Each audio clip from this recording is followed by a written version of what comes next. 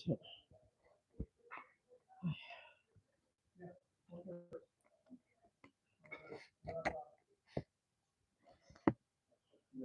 Oh, I forgot to put it. Horizontal. But then again, maybe for this one is better because I'll reach more people. They like the police one. Like, hey, Jenny, how you doing? Miss Jade, I guess you're not here anymore. 3 a.m. Well, but thank you for staying that long. Hey, Kara. Yeah, he's. No. It's nothing bad. I want to suggest that volunteers have the sunflower badge saying volunteer instead of a cloth badge. Oh, yeah, you have to sign in. Oh, it's in a computer. I have to sign. Just say public comment. Good morning, Cajun Choo Choo. How am I? I'm on like 2 hours sleep, so if I look like I'm fading, that's why. Like, I had a rough night last night, but we're here. Hey, August. Can you guys hear with the? I'm gonna try to use this little microphone when that speakers are talking, see if that helps. If they'll take it, if they want it, if they're willing to. Everyone good? That officer right there. No, I think him. Right, the one right next to me. If I go, wants to speak.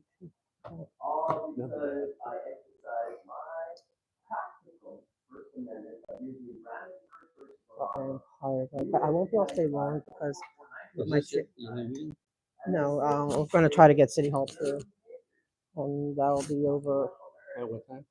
Probably like around 11:30. Oh, okay.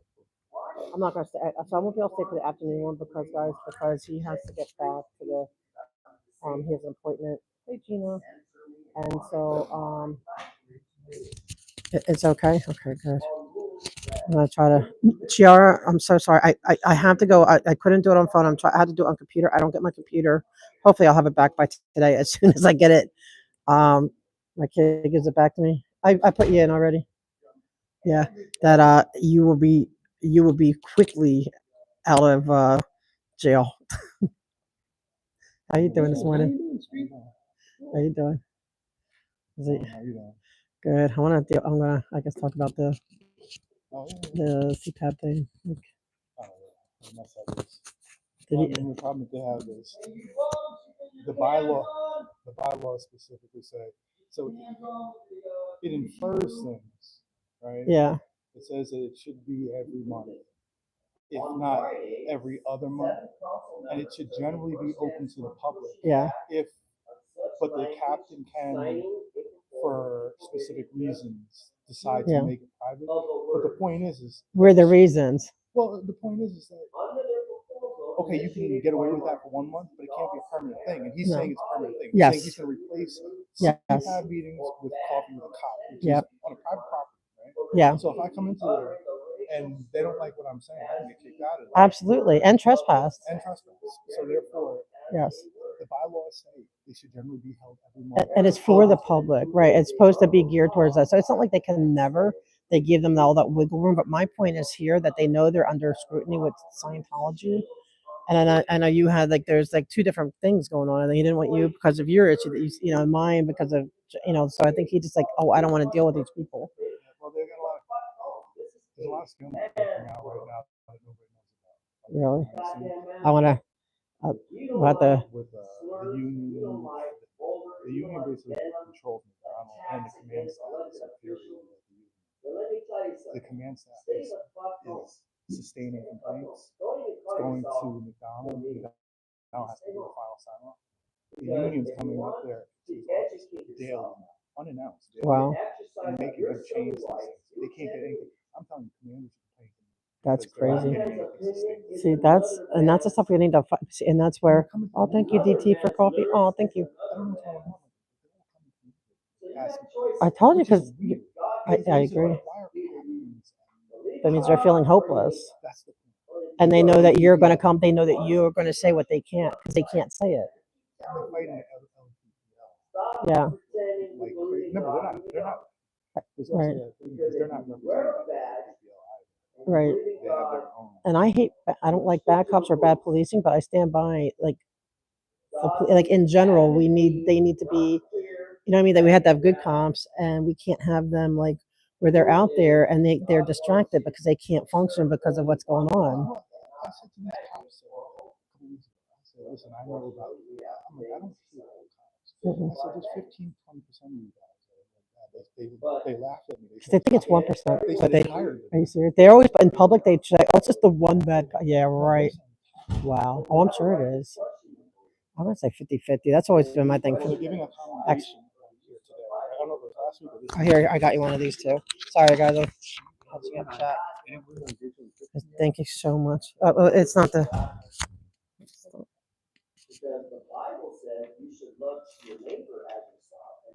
And so,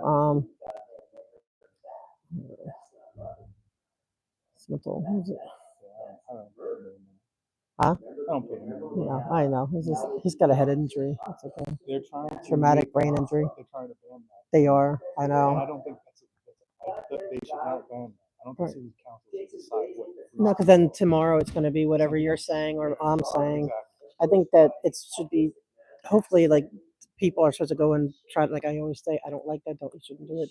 Like it should be the community adjustment, not city council, because then they get to pick and choose what they want. Because today it's that. This is slippery Exactly. slope. So I agree with you. Like as much as I hate it and detest it, I can't stand it. I don't want the government deciding. Listed on commendation. I thought they're not allowed to say that. Did you get? Oh, and with that complaint with the CPAP, he won't give me the complaint, like just the number, but not what it says. And I wonder if it's 'Cause represented doesn't really correctly. go that way. What happens is they enter into the computer, right? Your name, and then the general thing, and it's actually it's inputted into the computer, and it just spits out. The only thing they can give you is a receipt.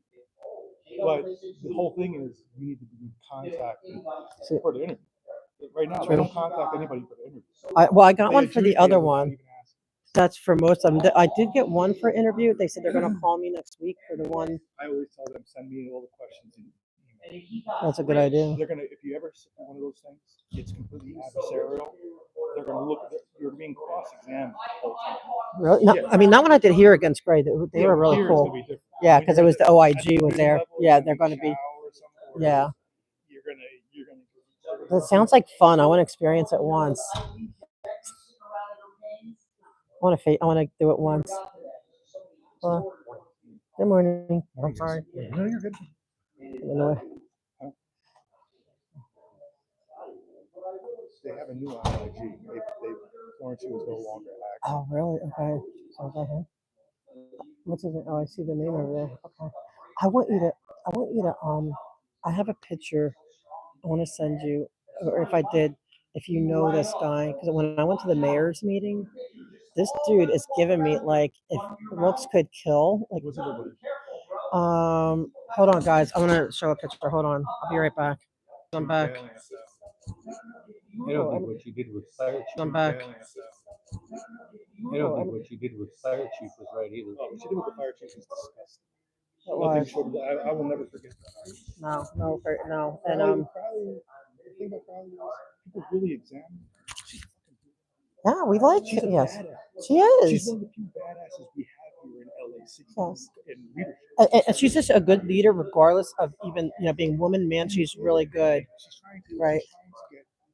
She was trying to get nurse practitioners embedded with EMS so Yeah. they can handle, so they can actually do 5150s on the Right, that's what needs to be happening. And she's been just all she's punished for is telling the truth. I liked her. She was always, and she's really respectful and nice. The council members were like, well, she shouldn't have gone public with it. She didn't start this fight. No. The mayor was the one saying, we didn't cut the budget, and she was put on the spot. She would lie and say, no, Exactly, and then she'll be in trouble for lying.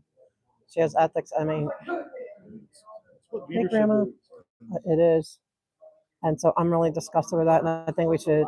I want to bounce, and the new dude, like I don't know, it's like going back because like, but he's just his whole job for the next month to have that budget coming in, right? yeah, She she can't afford to give the fire department a huge raise because They then have she to, can't give the LAPD. right. And why do they need if crime's down so much? Although homicides are up in my area. This has been my fight for the last 3 years.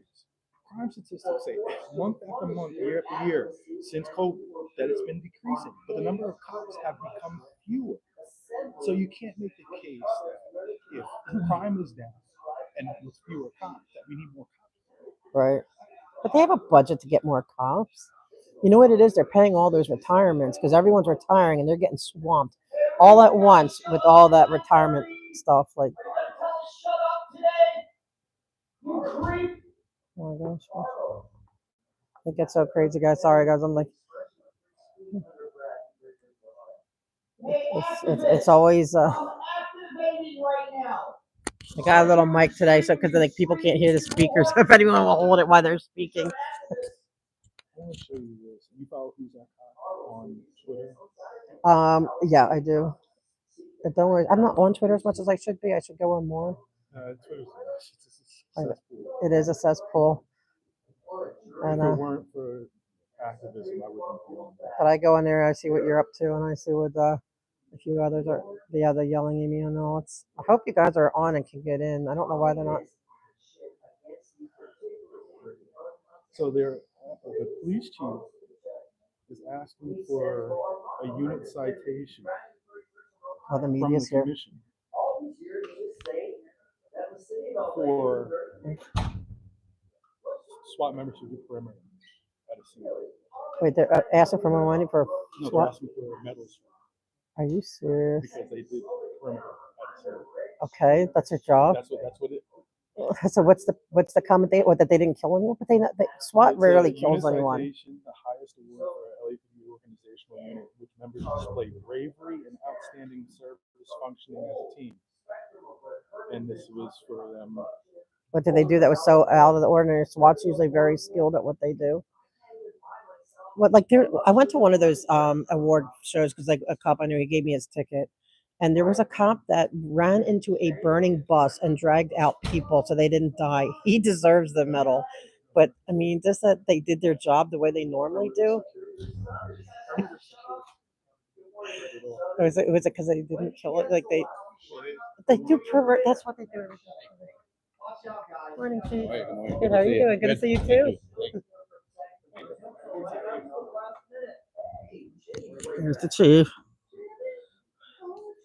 I still have hope as I see that. Oh, thank you, Fingy. Hey, Hank. Hey, Phoenix Book Girl. Sorry, I got distracted. Yeah, I start gabbing. I get distracted. Hi.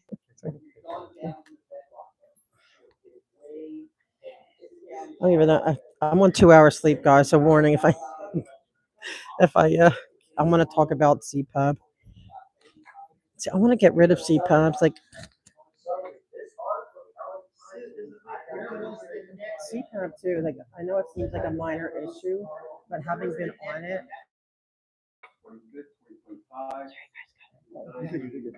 huh?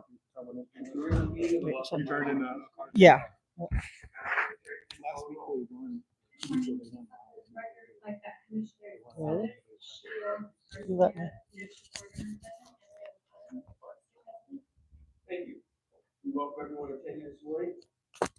I'll put yours before mine too. So I was like, this will probably first.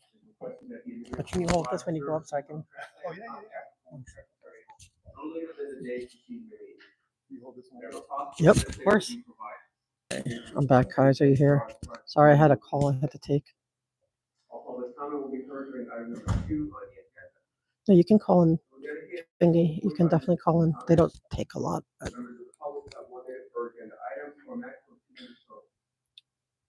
At the request of the speaker will be given 1 additional minute for general public comment, or a maximum of 3 minutes total. Members of the public participating in public comment are reminded they can speak to any item on the agenda or matter within the jurisdiction of the board. All comments are opportunity to address the board. They are free to express their opinion on the matters of the board and to generally express the views of this meeting. However, direct your comments to other individuals, spoken, or attacking others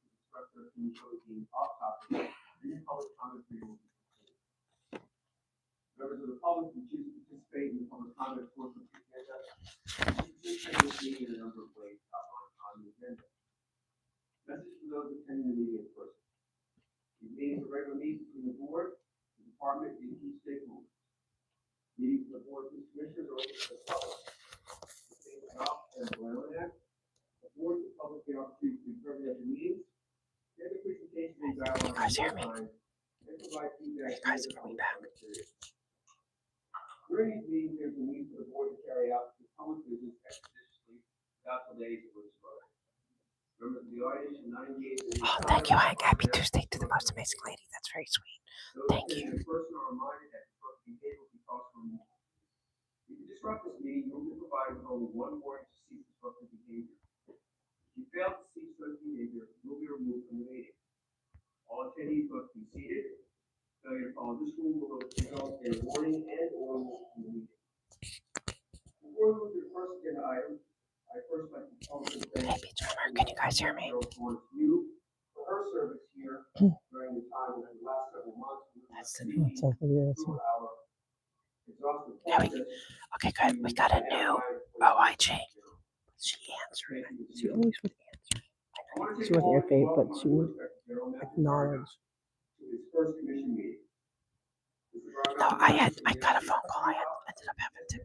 He most recently served as the United States attorney, bringing civil rights actions to enforce federal civil rights laws, including the Fair Housing Act, the Americans with Disabilities Act, and the Civil Rights of Institutionalized Persons Act. Mr. Bernard, we welcome you and look forward to working with you. So here's a civil rights activist. Report to Chief of Police. Morning, President Suthers, Vice President Shields, Commissioners, Inspector General Barragan, City Attorney Belligerent, and today I'll be discussing significant events from the previous 2 weeks, providing a crime update and discussing our personnel strength. I'd like to take just a moment to acknowledge the passing of retired interim Chief Marty Pomeroy, who passed away on March 11th. Chief Pomeroy dedicated his life to the department and the people of Los Angeles. He began his career in 1969 and rose through the ranks, retiring as a deputy chief in December of 2000. In May of 2002, he selflessly came out of retirement to lead the LAPD as interim chief, guiding the department through a critical transition period. Throughout his long and distinguished career, Chief Pomeroy exemplified integrity, professionalism, and dedication, qualities that define the very best of his department. His leadership and commitment to public service left a lasting impact on those who had the privilege of working with him. While he may be gone, his contributions will not be forgotten. Our thoughts are with his family, friends, and all those who served alongside him. On March 11th, 2025, at approximately 1850 hours, suspect later identified as Adrian Uribe self-reported to 911 that he was armed with a grenade, a shotgun, was suicidal, and would shoot any police that approached his residence located in an apartment complex in the 2300 block of Scarf Street. Southwest Patrol Division officers responded to the location and were guided by citizens to Uribe's residence. Officers set up a containment around the location and made verbal contact with Uribe, failed to obey officers' commands and remained barricaded in his apartment. Metropolitan Division Special Weapons and Tactics responded to the location to assist in the apprehension of Uribe. Prior to SWAT's arrival, and as officers were attempting to negotiate with Uribe, he suddenly emerged from his apartment, holding what appeared to be a shotgun and pointed it toward officers, resulting in an officer-involved shooting. Uribe was not struck by the gunfire and retreated back into his apartment and continued to remain barricaded. SWAT officers subsequently arrived at the scene and formed a tactical plan. After continued negotiations and the release of oleoresin capsicum and low-C vapor gas into his apartment, Uribe surrendered to officers and was taken into custody without further incident. No officers or community members were injured during the incident. No evidence of explosives or ordnance were located during the investigation. A black and brown plastic replica gun was recovered at the scene and processed as evidence. Force Investigation Division investigators responded to the scene and are investigating the incident. On March 14, 2025, about 2022 hours, Southeast Patrol Division uniformed officers observed a vehicle driving erratically and conducted a traffic stop on Imperial Highway west of Spring Street. From behind the vehicle doors, the officer ordered the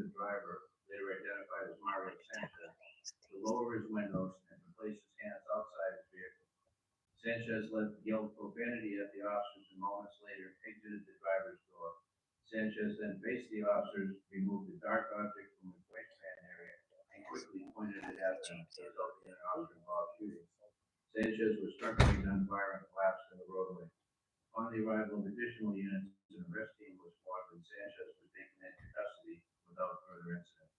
Officers rendered medical aid to Sanchez until the arrival of Los Angeles Fire Department personnel, who, after assuming care, transported him to a local hospital where he was pronounced deceased. No officers or other community members were injured during this incident. The object Sanchez pointed at the officers at the time of the OIS was later determined to be a cell phone. Force Investigation Division investigators, along with representatives from the California Department of Justice, responded to the scene and are investigating this incident. Notifications to Sanchez's next of kin were conducted by representatives from the Department of Justice. Year to date, we've had 8 officer-involved shootings, the same number as this time last year. On a separate incident on March 20th, 2025, approximately 9 in the morning, Foothill Area Patrol officers responded to a house explosion at 13557 Remington Street. Upon arrival, officers from the Los Angeles Fire Department discovered a lone male occupant with severe burn injuries. The victim was transported to a nearby hospital in critical condition. During the initial assessment, investigators located materials consistent with fireworks manufacturing, confirmed an illegal operation. Given the presence of volatile explosive materials, the LAPD bomb squad was requested to conduct a post-blast inspection. The team verified that hazardous chemical precursors and explosive compounds were present, requiring immediate containment and mitigation efforts.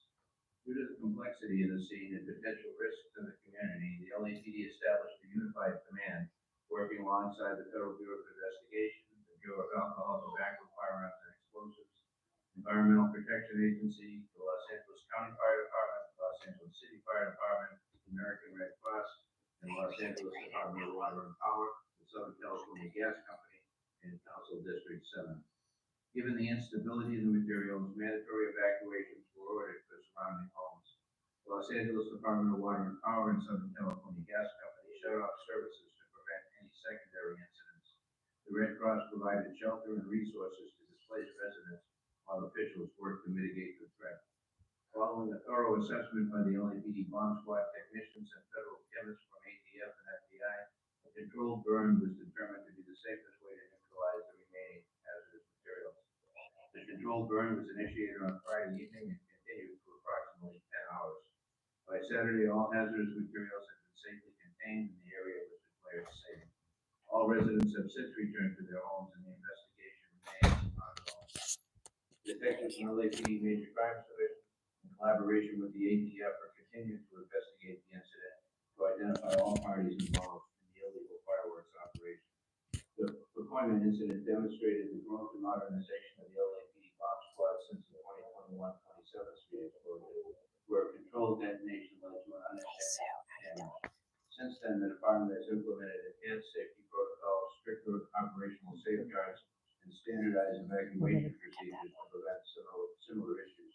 These improvements were fully deployed in Pacoima, ensuring that all residents were accounted for and safely evacuated before the operation.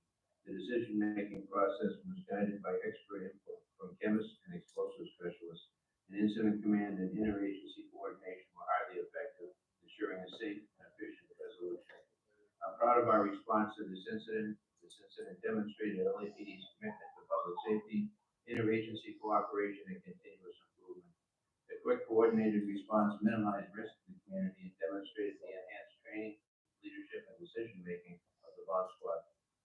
A significant arrest in the 77th area on the weekend of March 7th saw 3 separate shootings from Friday into Saturday within 77th Street area. These incidents resulted in 2 victims being shot and a 3rd victim's vehicle window being shot out. Both shooting victims are now in stable condition. Gang detectives from 77th Street area responded off hours to assess the incidents and determined that they likely were related. Victims and witnesses consistently reported that a silver sedan followed them before the driver engaged in a car-to-car shooting. Officers recovered 3 expended 9mm cartridge cases from one of the crime scenes. On March 11th, at approximately 3 a.m., officers from 77th Street established a perimeter near Western Avenue and Manchester Boulevard for an unrelated armed suspect. During this operation, the department's airship observed a silver two-door Ford Mustang fleeing the area at a high rate of speed. Officers conducted investigative stop and made contact with the driver, who was a known gang member. A semi-automatic block handgun was in plain view inside the vehicle, and the suspect was taken into custody without incident. Detectives quickly determined that the suspect vehicle matched the distinct description of the vehicle captured by surveillance footage at each of the other crime scenes. Working collaboratively with Forensic Sciences Division, detectives expedited the analysis of the recovered firearm, and within hours, forensic testing linked the 9mm cartridge cases from the crime scene to the firearm found in the suspect's vehicle. When interrogated, the suspect admitted to being at the crime scene. Further investigative efforts led detectives to serve search warrants at 2 locations connected to the suspect. Additional search warrants were obtained to analyze his cell phone data, further placing him at each crime scene. These shootings were not related to gang violence. The suspect was Don't do that here, Simon. disorder and schizophrenia, believed he was being followed and targeted random victims. Thanks to the diligence and quick coordination of our officers and detectives, the suspect was apprehended without further violence. On the burglary crew front, I want to take a moment to highlight the exceptional police work that led to the arrest of a burglary crew responsible for a string of crimes across Devonshire, West Valley, and other parts of Los Angeles. On March 22nd, Metropolitan Speed Platoon successfully took down a crew of organized burglars after a coordinated investigation that involved surveillance, air support, and strategic containment efforts. This case began when officers identified a new crew targeting homes in the Devonshire area. Intelligence linked them to multiple burglaries, and one of their known vehicles, a Toyota RAV4, was tracked to the area of Compton and southeast Los Angeles. Our officers surveilled the vehicle and identified the individual renting it. Several other males were also seen driving this vehicle, leading officers to believe they were also involved in the crimes. Seizing the opportunity, our officers conducted a pretextual stop, gathering valuable intelligence that was later proved critical in identifying members of the crew. Later that day, officers received information that the RAV4 was in the West Valley area, a known pattern before committing burglary. With the assistance of air support, officers located the vehicle casing ambulance and witnessed 3 masked, gloved suspects attempting to burglarize a home on Greenwich Avenue. The suspects entered through an unlocked door but fled when they unexpectedly encountered residents inside. They quickly moved to another target at Nance Place, where they smashed the rear slider door, ransacked the home, and stole valuable items. Our airship relayed this information to responding units. However, the suspects were monitoring police communications with radio scanner. Once they heard officers closing in, they fled at a high rate of speed, abandoning the vehicle near Haskell and the 405 freeway before taking off on foot.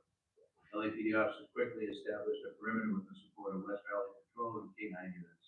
The systematic search led to the arrest of 2 suspects and the recovery of all stolen property from the victims. Additionally, crucial evidence linked them to other burglaries. Our detectives continued the investigation into the early morning hours, executing a search warrant at the suspect's residence in Southeast Division. 4 individuals were detained, including 1 suspect wanted for additional value burglaries and a separate robbery warrant. During the search, officers recovered a stolen firearm from a recent Devonshire burglary and another empty gun box linked to a separate crime. We had a serial rapist case to report on. I want to highlight a major arrest of that person. This case began on February 9th, 2025, when a local sex worker was attacked near Figueroa Street in 80th Street. The victim was approached by the suspect, later identified as Andre Cobbs, and agreed to enter his vehicle. Once inside, Cobbs sexually assaulted her at night. Despite the trauma, the victim managed to take a photograph of both the suspect and his vehicle, which later became critical evidence in the case. Detectives were able to identify Cobbs as the suspect, leading to his initial arrest on February 28th for rape. However, at the time, District Attorney's office requested further investigation, and Cobbs was released. Detectives continued their pursuit of justice, and as the investigation expanded, they uncovered a disturbing pattern of violent crime. Through CODIS, DNA hits, and the suspect identified in multiple crime reports, it was determined that Cobbs was linked to at least 13 cases spanning nearly 2 decades, 9 sex-related crimes and 4 robberies dating back to December of 2007. These crimes occurred across multiple jurisdictions, including 5 LAPD cases, 3 in 77, 1 in Central, and 1 in Southeast, 5 LA County Sheriff's Department cases, 2 Long Beach cases, and 1 case in Kelowna. With newly developed evidence, the LA County District Attorney's Office filed an arrest warrant on March 18th, charging cops with 8 felony counts related to 3 victims across multiple cases. These charges include rape, sexual penetration, forcible oral copulation, and robbery. That same day, Cobbs was taken into custody once again and booked on these charges. This investigation remains active, and the detectives are working to identify additional potential victims who may have been assaulted by Cobbs over the years. Urge anyone with information or who believes they may have been a victim to come forward. On another case on March 4th, robbery special section, detectives took over the investigation of a kidnapping and robbery that occurred in the 22,000 block of the Farland Drive in the Topanga area. The suspect zip-tied the homeowners and their son, holding them captive for several hours. The victims eventually managed to escape by breaking free, climbing out a bathroom window to seek help. Evidence recovered from the crime scene was processed, leading to a possible suspect through fingerprint analysis. Additional investigative work further supported these findings, and on March 14th, with the assistance of Special Investigations Section detectives, RSS detectives executed a search and arrest warrant, taking the suspect into custody without incident. A search of 2 residents uncovered valuable evidence, and during the interview, the suspect made incriminating statements. The investigation revealed that the suspect is the adult son of the victim's neighbor. On March 11th, about 14:50 hours, Olympic Division patrol officers responded to a possible suicide attempt at a 4-story office building on Wilson Boulevard. The call indicated that a male subject was sitting on a rooftop ledge, appearing at risk of jumping. Upon arrival, officers observed the subject on the edge of the roof facing downward. They immediately attempted to establish communication, but he remained unresponsive. Officers set up containment and requested a SMART unit to assist. When SMART officers and a supervisor arrived, they also made multiple attempts to engage the suspect, but he continued to be non-responsive. Recognizing the urgency of the situation, the incident commander requested a SWAT crisis negotiation team to respond. C&T negotiators made extensive efforts to initiate dialogue, but the subject would still not respond. Eventually, they determined that the individual spoke Mandarin and requested an officer fluent in the language to assist. A probationary police officer who spoke Mandarin responded to the scene and took over negotiations. Using patience, effective communication strategies, and a calm approach, she was able to establish a rapport. After continued dialogue, the subject moved away from the ledge and voluntarily surrendered to officers without incident. It was determined that the subject had previously reported missing by his wife the day prior. The subject was transported to Olympic Station where the SMART unit conducted an evaluation and placed him on a 5150 hold for being a danger to himself. He was then transported to Los Angeles Downtown Medical Center for further treatment. The incident is a great example of the critical role of de-escalation, specialized crisis negotiations, and language proficiency in safely resolving high-risk situations. Thanks to the collaborative efforts of patrol officers, SMART, SWAT, C&D, a life was saved. I want to take a moment to provide an update on the current crime trends in Los Angeles based on data through March 22nd. Over the past 4 weeks, crime in Los Angeles has seen an overall decrease. Combined persons and property crimes are down 16% compared to the previous 4-week period, with persons crimes down 5.5% and property crimes down 18.6%. This is a positive trend showing that our efforts in crime reduction are having an impact. We've seen significant progress in reducing homicides. Year-to-date, homicides have decreased by nearly 42%, with 31 fewer incidents compared to this time last year. Over the past 4 weeks alone, homicides are down 68%, and all geographic bureaus have seen a decline. Additionally, victims shot citywide are down 21.8% to date, and over the past 4 weeks, they've dropped 30.9% compared to the prior period. While aggravated assaults remain relatively stable, there were notable increases in Topanga. They were up 63%, Pacific up 48%, Van Nuys 28%, and Harbor 16%. These are areas we are closely monitoring trends and deploying resources accordingly. Robberies, on the other hand, have decreased by 14.2% citywide. Strong arm robberies remain the most common type, accounting for nearly half of all robberies. However, robberies involving firearms are down 17.6%. Burglaries have declined 21% over the past 4 weeks, with decreases across all bureaus. Motor vehicle thefts have decreased by 14.2% citywide over the past 4 weeks. So while these are all encouraging reductions in overall crime, we continue to remain focused on targeted enforcement in areas where crime is rising. We'll continue to keep working with our community partners to maintain these downward trends and ensure the safety of Angelenos.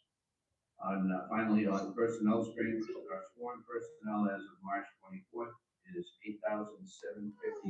It's gone Our down. civilian It's gone personnel down. staffing is at Big time. 2,672. And our reserve I remember it was officers remain 9,000 when at they started to start 308. coming. to the That concludes service. my report. Yeah, I remember that too. But I mean, just recently. Thank you, Chief. First, thank you for Hey, the hello. No, you're not blocked. Hello. I can see you. successful resolution of the jumper and all the people that were involved out here to get into it and to have someone James. the language with them, so that was an excellent outcome. Also, the investigative work done on the African serial rapist. So thank you for that.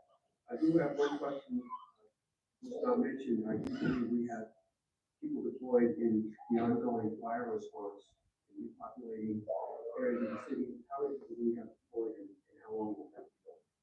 Yeah, we have a roughly 50 people who watch 2 watches a day from LAPD manning the command post, as well as doing crime suppression patrols throughout the area, manning checkpoints along with the National Guard. We're supplemented by 20 to 30, depending on the day, California Highway Patrol officers, and in addition, over 300 California National Guard soldiers are still being deployed to that area. So there is a lot of personnel assigned to maintain the safety of the area. It is still an unsafe area. How long it will go on is yet to be determined. Thank you. I'll open the floor for fellow commissioners for any comments or questions. Vice President Shields. Thank you, President, and thank you, Chief, for that very comprehensive report. I want to first, welcome our new Inspector General, Inspector General Madam. Thank you.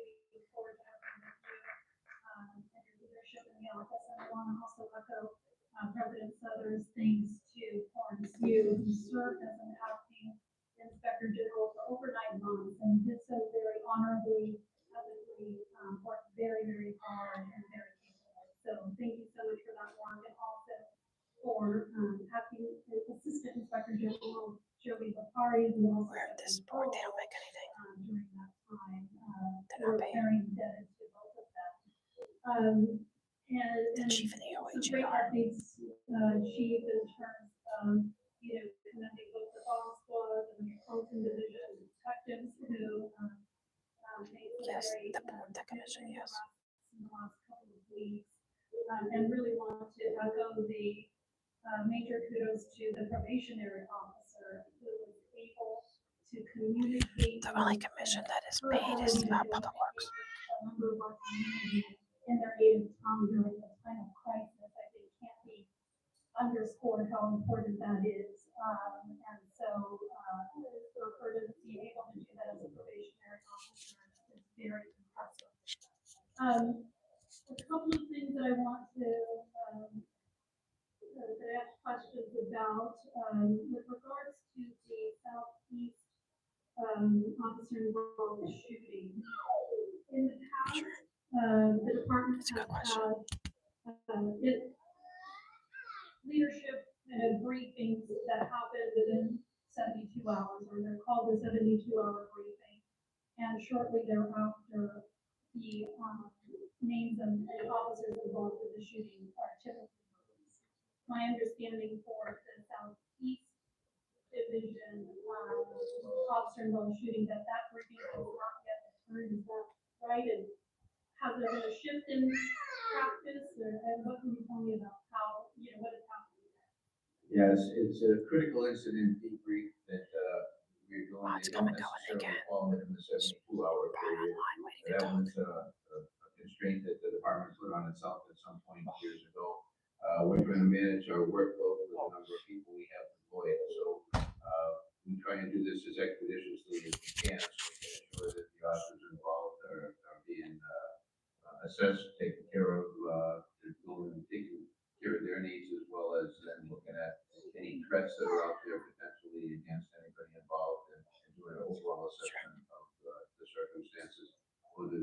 get put back to work and what the time period involved in that is. So it's still being done expeditiously. We renamed it from, 72-hour week, to the critical incident debrief. Chief, I believe the police manual references a 70. The reason why I've gone kind of expeditiously is to make sure that if there's anything that is alerted that There you are. immediate kind of training or practice or policy, that's immediately discovered. I don't expect any mod to be here all the time. They come here when they can. And I'm extremely grateful to my mods. Extremely grateful. But she has her own channel too. They all do, right?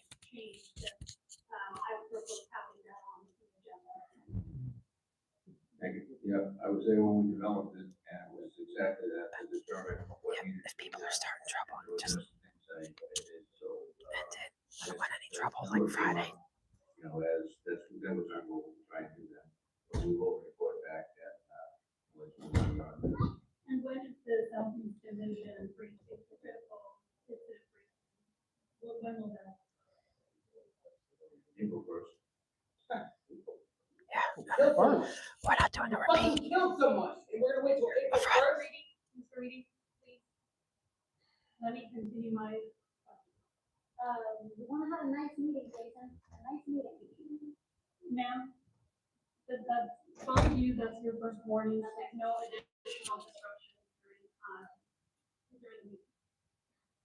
Okay, so again, I do think that this is something that the commission should examine and also, again, don't want to unnecessarily constrain the department, but I do think that having, if there's gonna be a deviation from 72 hours, how long of a deviation that is, and, under what circumstances we should discuss that.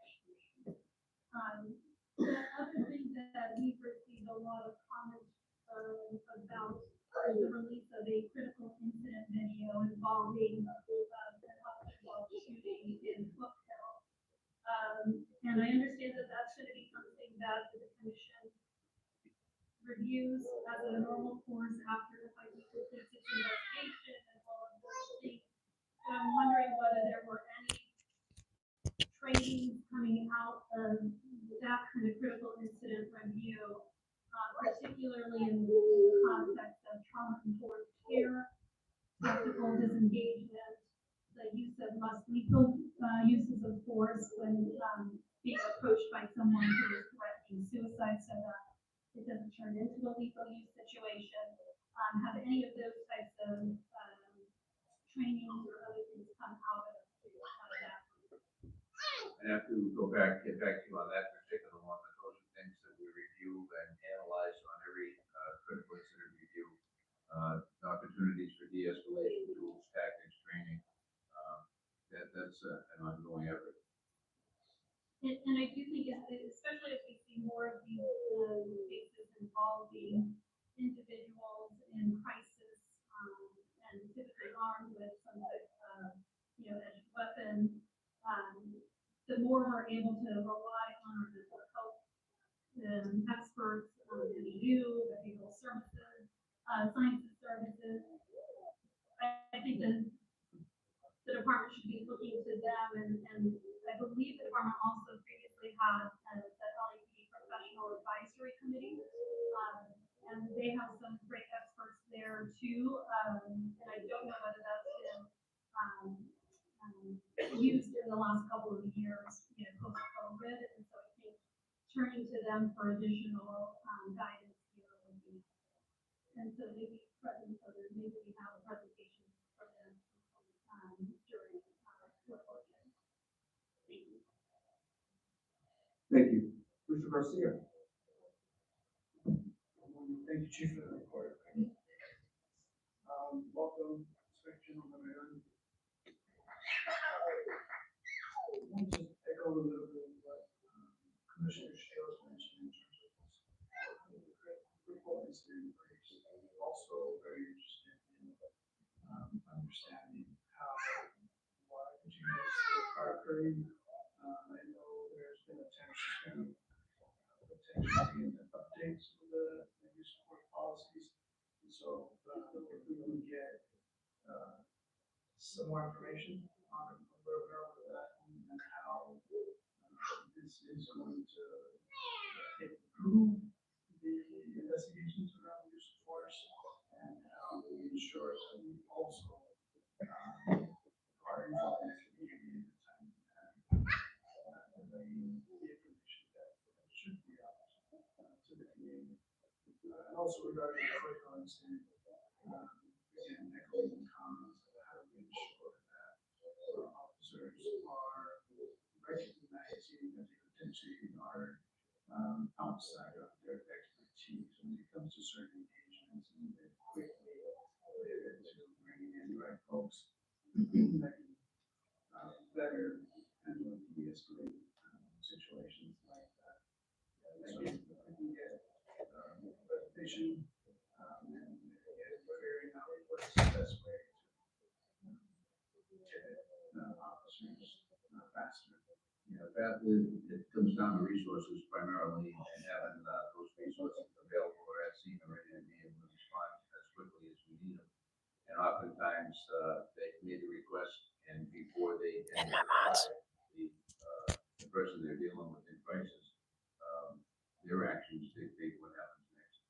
And so our people are very cognizant of the need for additional resources that bring in mental health clinicians and experts to be able to deal with something that is beyond the norm. And so they're more anxious than anybody to get those resources at the scene. It's a question of how many are being deployed. Thank you. Mr. Sanchez Wood.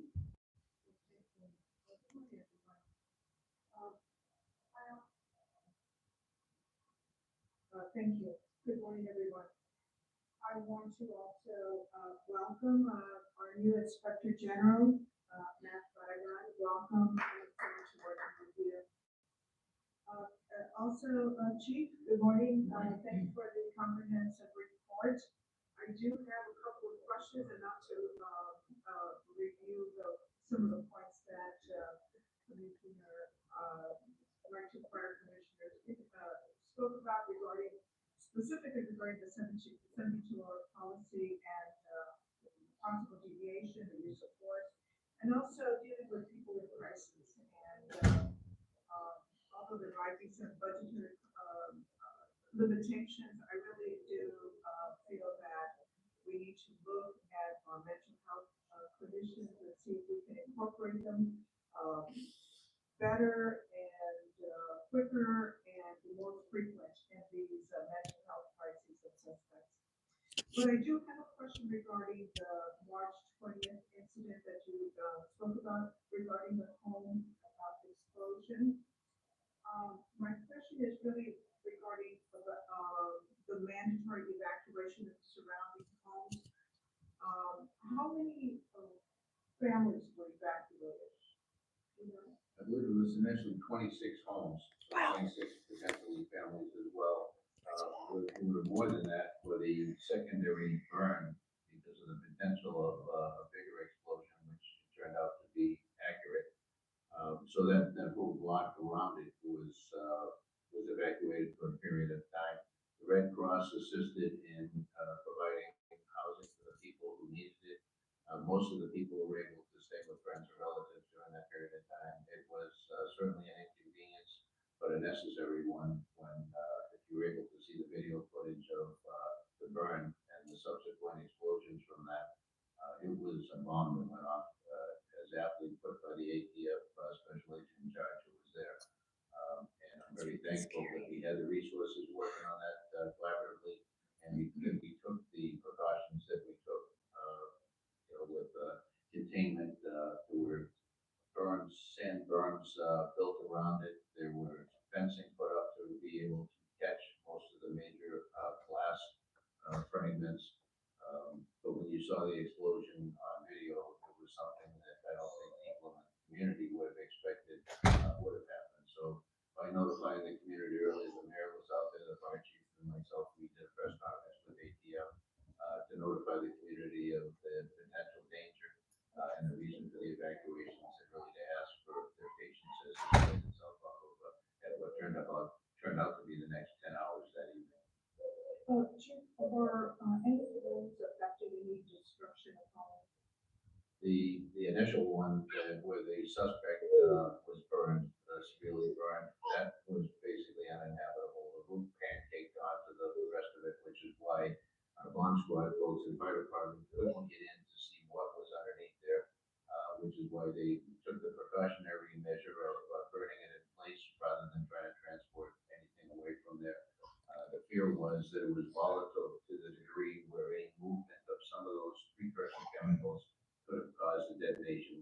And so they put fencing around it, they put the berms around it, they put the gel, the thermal gel, they call it, over plastic over the other buildings that surround it. And so they would burn. I hope the dogs got out okay. And they detonated or lit the kerosene, not kerosene, diesel, I'm sorry, diesel fuel that they had put throughout the residence in order to cause the burn. That was lit by robotically by one of the bomb squad the tools, pieces of equipment. Apart from the suspect's home being destroyed, any of the other homes in the surrounding area, were they impacted in any way? The homes also damaged? Yeah, to my knowledge, not at this point. I'm not aware of any homes that were damaged. I can find out further on that in case any claims were made, but they took every precaution they could to avoid that. And it was the primary residence, and then there was an outbuilding behind that where many of the fireworks were being stored. It also was destroyed. Okay, thank you very much. Thank you. We'll now go on to agenda item number 2. Madam Secretary, please announce the first speaker. First, we have Mr. Henry.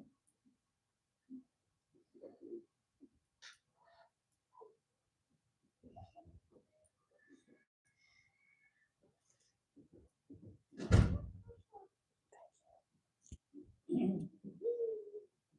don't want to repeat it Friday. I just want to be able to focus on this stuff. You know? So thank you. Morning, Mr. Southers. Morning, ladies and gentlemen, and welcome, Mr. Barragon. Hopefully you can bring this horseshoe of people here together and straddle for the long ride we're going to enjoy on this particular event that's going on in this small state of California. You know, just 8 officer shootings is not enough. What's enough? I don't know. I think 1's enough, but 8? 8 shootings? And 1 stabbing on a metro? A couple of days ago? Who wants to get on a train or a bus during the Olympics? I do not.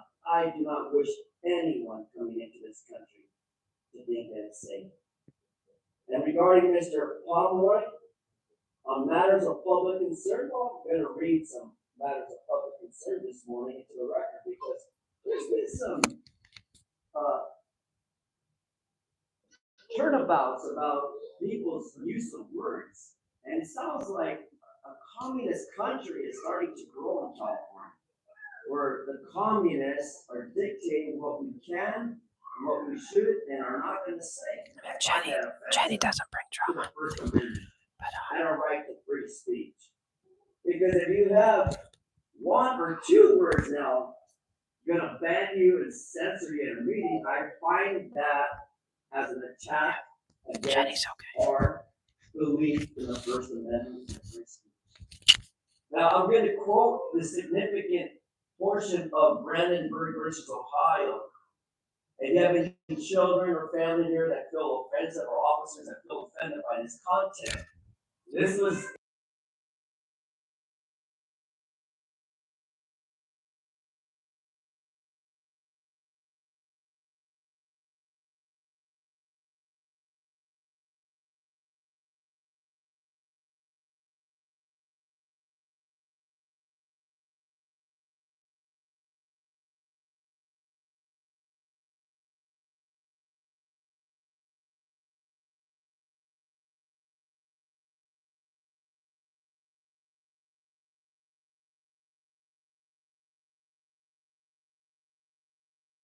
criminal statute.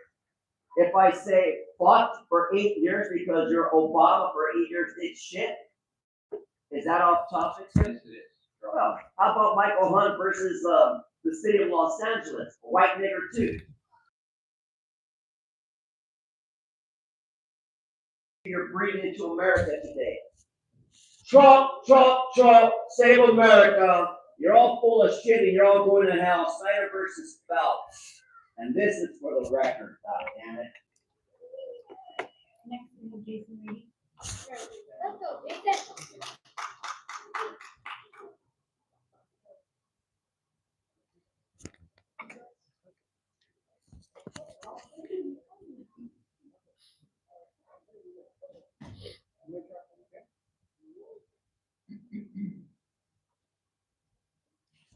Okay, so we are now 11 days removed from your case murdering Mario Sanchez, and the name of Mario's killers remain a mystery. Why? The LAPD refuses to release their names, citing concerns that there is a risk of harm to these pigs. Think about that. You steal the life of a father of two, firing over 30 times at him, who was simply holding a cell phone. The coroner lists his cause of death as a gunshot wound to the head.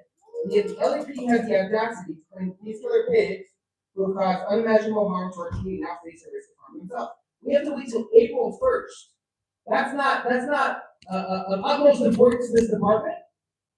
You killed someone, and you won't release the names of his killers. Again, what other shootings have these pigs been a part of? Who else have they killed? Now, Mario was executed over a traffic stop. The LAPD chose to mention in its media briefing and here today that Mario yelled profanity at your pigs, as if this is seemingly a reason why he deserved to die. Since when is profanity a death sentence? Fuck that, fuck you, and fuck this commission who has routinely allowed the LAPD to delay the release of names of pigs who murder and shoot our brothers, sisters, and siblings. Now, the biggest of pigs, Jim McDonald, in his March message to rank and file, praised the LAPD for its so-called quote-unquote proactive and considered efforts towards traffic safety. Fully aware of the findings from the vehicle pursuit analysis that will be presented today, this report reveals that 353 crashes were caused by your pursuits in 2024 alone, leading to the deaths of 3 innocent people. But this isn't new; it's been happening for decades. On March 14, 1969, the LAPD killed 15-year-old black youth Linwood McLean in a car chase. The next day, March 15th, they killed 2 black men, Abe Broom and John McCorder, in what they labeled as a quote-unquote accidental car crash. Their names are set to be erased just like so many others as you continue to destroy records of your past killings. I see former LAPD Pig Chief Martin Pomeroy died recently. Good. The only good pig is a dead pig. All right. Pomeroy defended the murder of Margaret Mitchell, 5'1", 100-pound woman in mental crisis who was killed for waving a screwdriver at your pigs in 1999. Black pigs within the LAPD knew Martin was to be racist, and he was a devout Mormon whose denomination believed that dark skin is a curse from God. And this is the pig that Jim McDonald called a mentor. Now, lastly, as LAPD gives a presentation for Women's History Month today, let us not forget Sister Moody R. Henderson, a 43-year-old black woman murdered by this department on September 12, 1969, at 8. Let us also remember Yvonne Carter, the wife of Bunchy Carter, who was repeatedly targeted by this department. There's one particular instance I wanted to recount. Now, many know that on December 8, 1969, the LAPD attacked the Black Panther headquarters.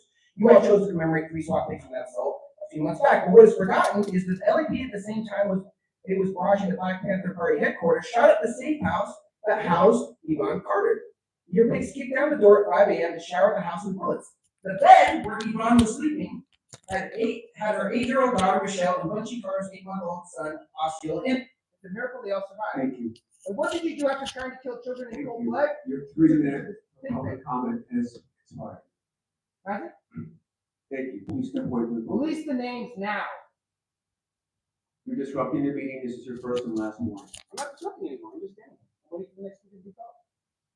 Andrew Gardner.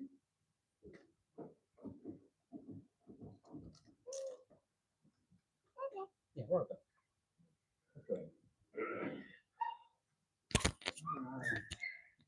Starting off with the chief's report. The chief's report should be limited to a maximum of 3 minutes every meeting. Today, it took almost 19 minutes. So, but yeah, we only get 30 minutes. So the chief just went on and on and on, whining and saying all kinds of nonsense. Meanwhile, he still won't release the names of the cops who killed that guy for holding up his cell phone. You're supposed to do it a long time ago. You're saying April 1st. What are you just saying that as an April Fool's joke or something? Or are you going to release it that day? I mean, release the names already. And of course, killing other people too, just, we're on and on, you're just trying to trying to come up with all kinds of propaganda to make yourselves look good, while not refusing to release those names, or mention anything about Linda and Sarah Moran, or anything like that. You just won't say anything here. And of course, we'll talk about how you keep assisting Trump immigration officials as they're now sending people to torture camps in El Salvador, but yet you keep assisting them. You keep claiming you aren't, even though you are. And yes, traffic control is a form of assisting them, so don't try to claim that it isn't. We have something related to hate crimes. Well, your LAPD officers repeatedly say all kinds of racist shit, like the training division that Errol thanked at a recent meeting. After they found they were saying all kinds of racist stuff about their own recruits. None of they talk about the public. Let's see, we have $45,000 worth of hazmat equipment. We have almost $20,000 advertisement for the LAPD. What do you say about advertisement? Like, just all kinds of weirdness here. $20,000 for ballistic helmets. We got those, and we got hundreds of thousands of dollars in ergonomic desks and training expenses for the Van Nuys division. We have all kinds of money for desert runs so that they can go pass out in the desert and get airlifted to a hospital on a taxpayer expense, since apparently you can't just do some trust exercises or something for team building. We've got an expensive vacation for the police chief, some weird conference. We can't get through all this in 3 minutes. But of course, the chief had almost 19 minutes allotted. It's a mess, this one. Next we have Zoom caller ending 1264. Good, finally the Zoom. Hello? Hi, what I have to do. Oh, I didn't speak. Yeah, Chief, and the commissioners. I had been on hold for an hour and 20 minutes with dispatch. It's really unacceptable. And what we have here is we have illegal vendors that are taking business from brick and mortar businesses, coming out of our community and into our community, and just taking over the street. And they have tables, chairs, gas grills, all combustible items on the sidewalk. And the police come and they act like it's okay. Now, the brick and mortar pays taxes. We're not repeating Friday. For that not to happen, for you to protect their interests. I'm giving my mods And it permission. doesn't happen. We're not repeating look Friday. the other way. And, Thank you, and Ed. also, just like what you did in MacArthur Park. Yes, thank you, Yeah, Hodges. you went in and took out the illegal vendors because they were attracting other illegal activity. And that was a good job you did. Now we need to do that in the San Fernando Valley because that's where they are. They come here and they've just taken over. And that's totally been disrespectful to our community. And we need to start doing something about it and protecting our legal businesses, not illegal business, because that's what the police is doing. The police is enabling illegal business in the San Fernando Valley right now. And they're working against us. Our police officers are working against the citizens, the ones who pay taxes, the ones who do things legally. Why, I don't know. Obviously, been taken over by a political group or something, some kind of organization or something that just, dismisses our sovereignty for another country's sovereignty. It just doesn't make any sense, and I wish you'd do something about it. Thank you. Next we have William.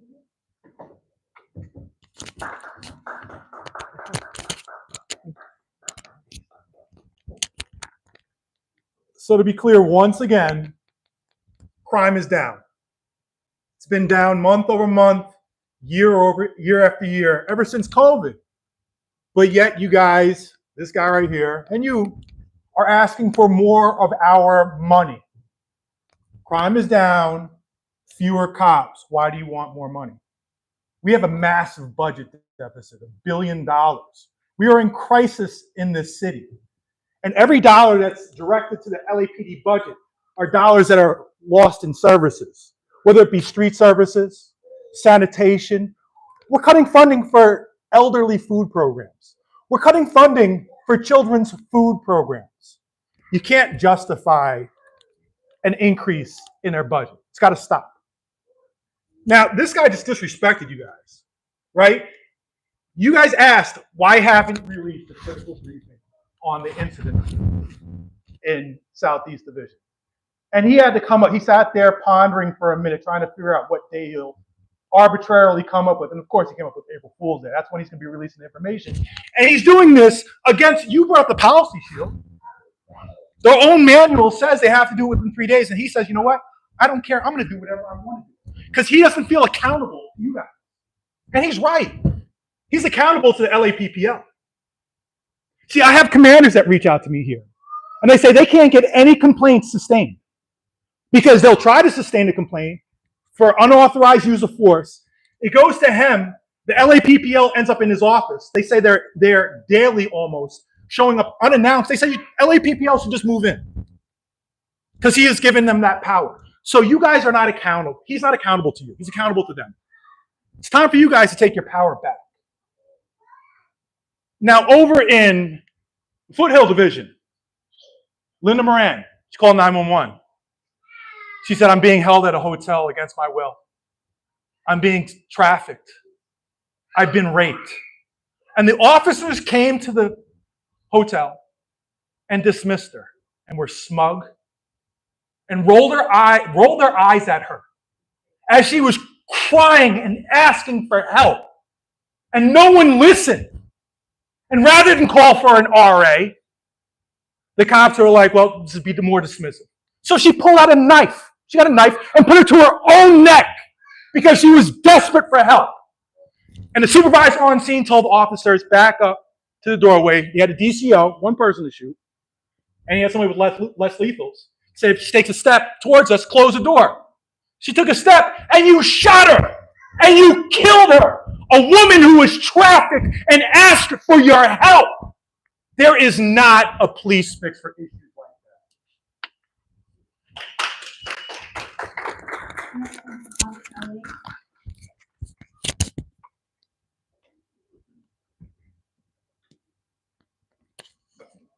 Good morning, and welcome to the new OIG.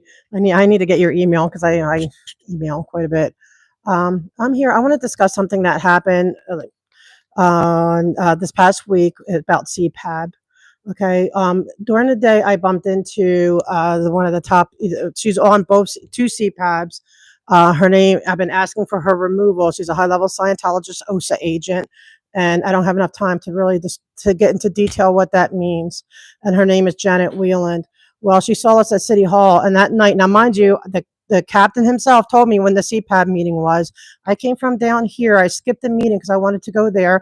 I don't cause any problems. You know me. I'm like this wherever I am. I am respectful to everyone, hopeful that everyone's going to get on the same page and do what's right. But I also want to be, hold accountability and discuss my issues. So I go there, I never cause a problem, but all of a sudden it's, because we ran into her, all of a sudden they're closing the CPAB to the public now.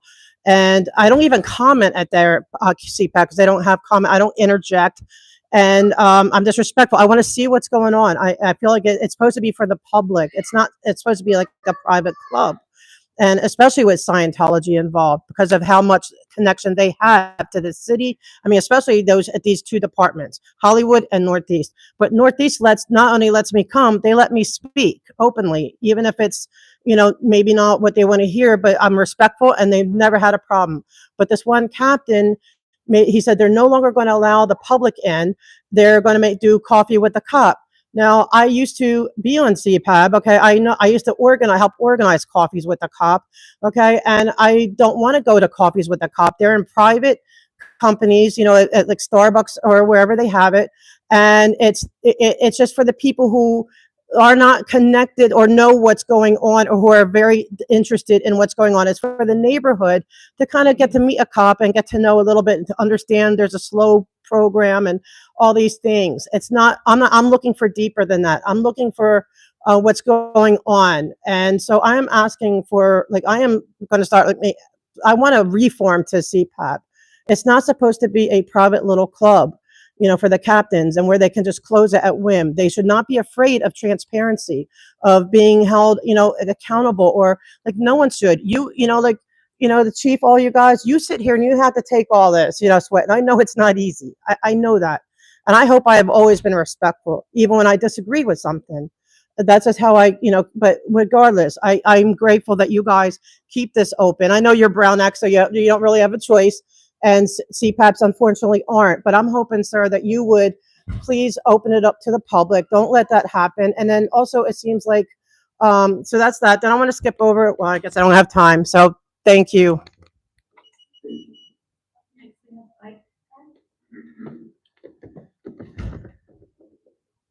First, the morning commission. Now, on your volunteers, like you volunteer, we have a patch like the one that are pretty. Look, it would look much more professional. You know that sunflower that we had a few years back that had worked with us today? Have that for the volunteers, being volunteer, maybe LED, but definitely volunteer. The plus to that is you can buy one of those shirts in the thrift store every now and then. The badge is an issue, you can't buy those. So I suggest you want to get the shirt. I'm sorry, I forgot to give him the mic. Thank you. Can you hear me? Hi, yes, what items would you like to speak on? All items, please. Thank you for the opportunity to speak. Thank you, Ms. Yu, for this last year. You've been very helpful, and welcome to the new IT. Chief McDonald, thank you for being a great listener. You said you would be, and you have been. What may sound like anger from a community of survivors may actually be hurt, fear, frustration, and rejection of the justice system, starting with the LAPD. I need for the LAPD to take its blinders off about Scientology. They have shown you an inaccurate picture. We want the government and the protectors of our fair city to know that they have fooled you into thinking they are assets. They are not. They are predators. My question to the commission is, where do you stand on the First Amendment? The Supreme Court, in several decisions, has decided and confirmed there should be equal justice for all, including the war between religious rights and individuals' freedoms of speech, i.e., Prince versus Massachusetts.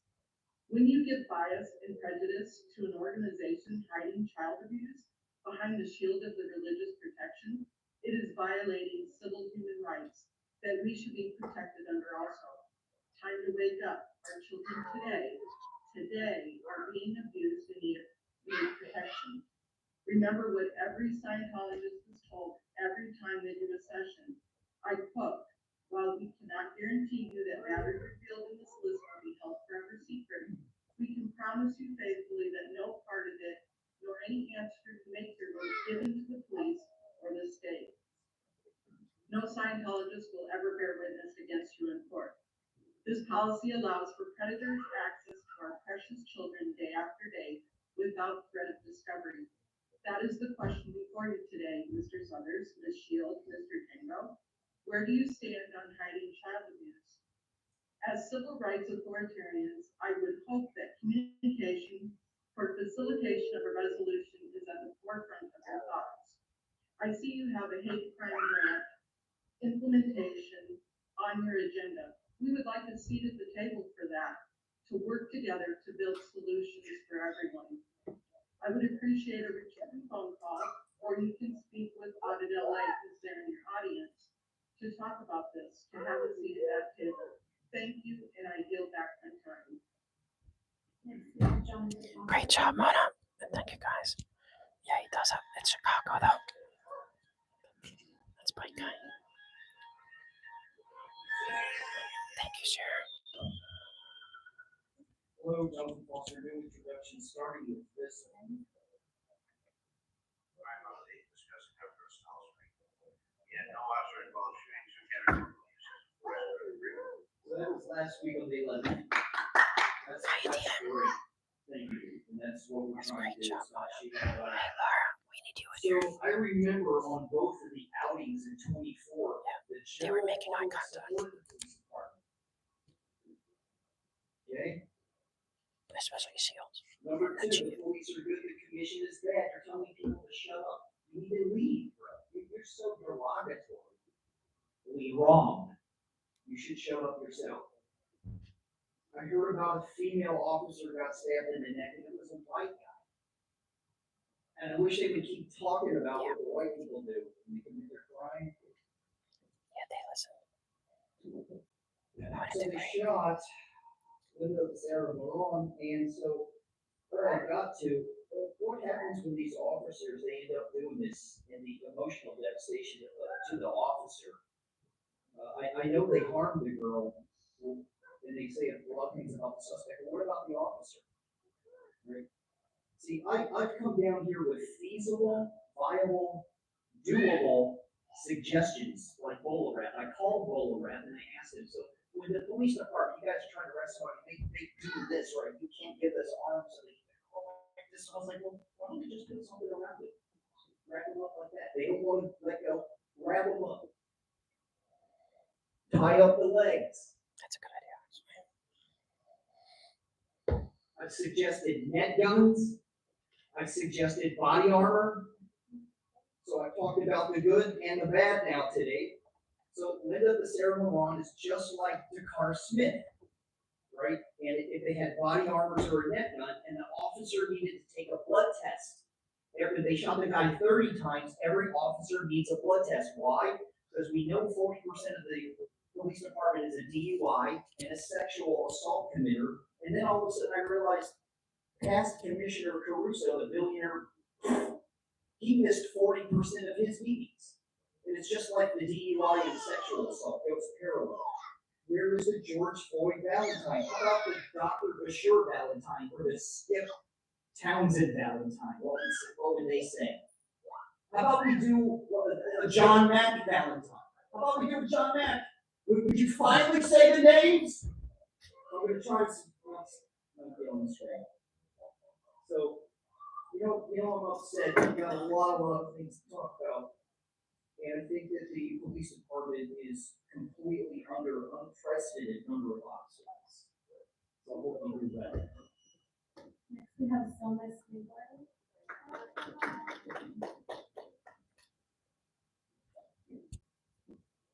I want to get to the other meeting. I wonder if they're going to do any more soon. I'm here as director of a women's homeless service organization for Women's History Month to speak on behalf Yes, she is, Danny. a vulnerable trans woman of color who was shot in the chest by LAPD Foothill Division when she called for help while being held hostage and sex trafficked. Linda was a participant in my program. She's someone that my team worked with. And her death is a personal loss to our community. My team and I spent time with Linda in hospital despite police repeatedly trying to deny Linda access to her advocates. We were there to witness the continued violence against Linda as two police were guarding her in ICU. She was under arrest as she was dying. My teammate and I were there when she died, and we walked with her on her honor walk to the OR, where they recovered her kidneys and saved 2 lives with police murder. Where was the de-escalation and language skills you brag on when LAPD humiliated, misgendered, and yelled in English at Linda, a monolingual Spanish speaker, and traumatized her to the point of repeatedly begging police to leave her alone? I've been here before to warn you about exactly this thing. The police response to sex trafficking or sex work is a major safety issue for my people. You did not listen. Despite me presenting research evidence from USC School of Law, I'm here today to demand a full release of body cam footage and 911 tapes, not the sanitized version that still looks bad for you, and how your people tortured Linda before they met her deadly force. I'm also here to demand the immediate firing of the officer who murdered her and his supervisor who approved the action. Finally, as I have repeatedly warned you in the past, police do not rescue my community. They harass, sexually assault, and in Linda's case, they murdered her. Your police have no business responding to survivors of trauma, regardless of if social workers are present, because your police increase trauma. You cannot train your way out of murdering people. What will it take for you to listen that police are not the right people to respond to survivors, if not because LAPD murdered a victim of sex trafficking?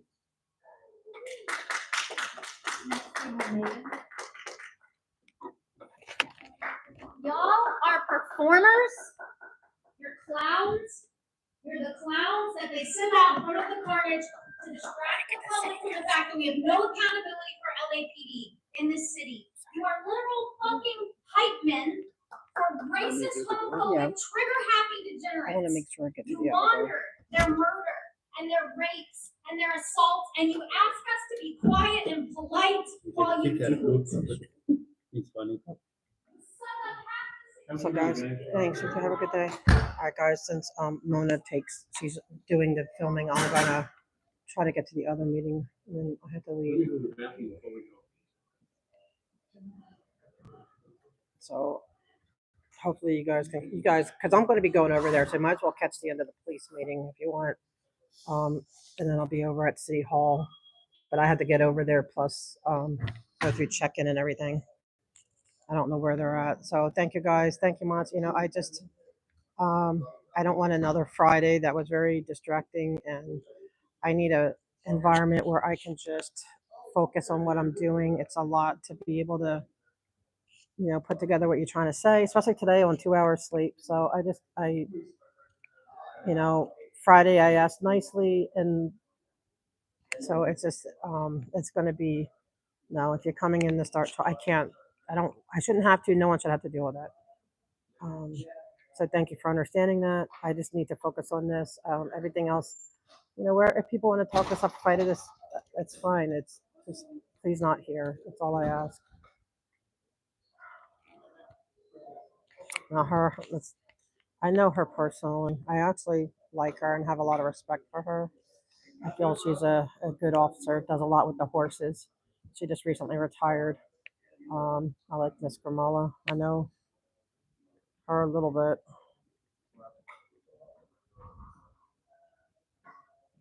I'll see which ones or who they have that I might know.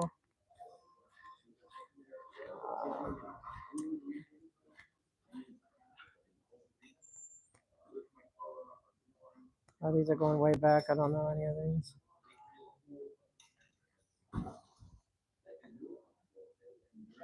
Thanks, Hank. Yeah, I'm all about free speech. I mean, I would defend all that, but free speech doesn't include knowing, like distract. I don't want to be distracted. I just need to keep on point and keep it an environment where we are working. And if they want to come in next time and be part of the solution and working, then I welcome them. But no drama.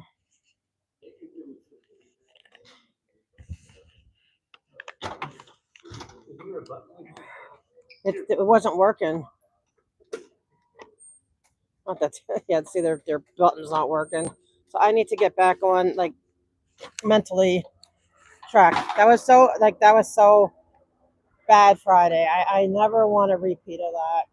Nobody should storm anybody else's chat for any reason except good vibes, sending good positive messages. Like storming a chat to say, hey, we're here to support is great.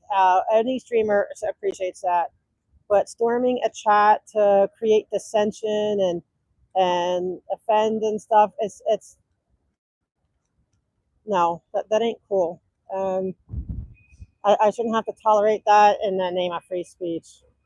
It's if you don't know how to behave, you just then go do that somewhere else. That's all I'm going to say on that. Yeah, or it's okay. It's just it happened on Friday. It was a really difficult day for me with that. Trying to start it again today, and then challenge when I said no, we're getting rid of that.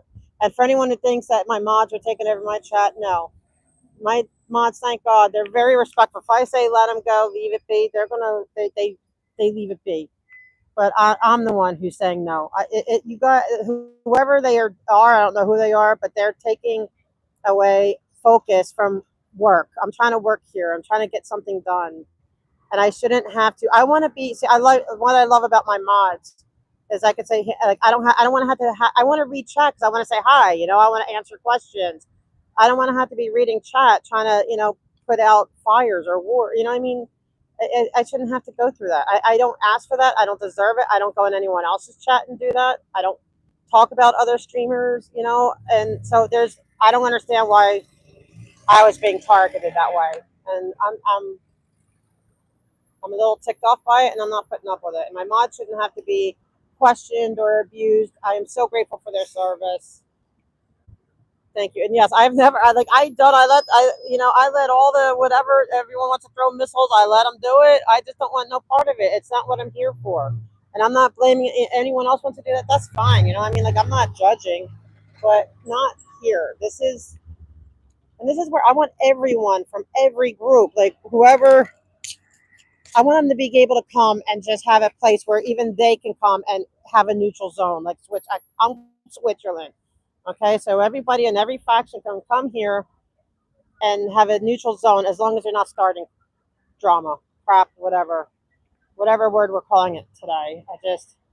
Yes, I want respect. Even like I said, I don't care whose side you're on. It doesn't matter. Here, there's none. I don't want none of it. I don't. I'm sorry. I don't want to go on and on. I don't even want to have to address this again. I'm just addressing it once because of all the people saying, if they're going to unsub me because it's not free speech, then unsub me. I'm okay with that. I'm not here to say, oh my God, I'm going to, I need more subs. I thank God. I thank God for everyone I have. Every last one I think I'm grateful for. But I'm not going to sit here and be dragged into stuff I just refuse to be dragged into. I refuse. So that's enough I want to say about it because I want to because it takes my mind. See, now instead of focusing on what I need to do, what I need to say, what I'm focused on, I'm focusing on this stuff.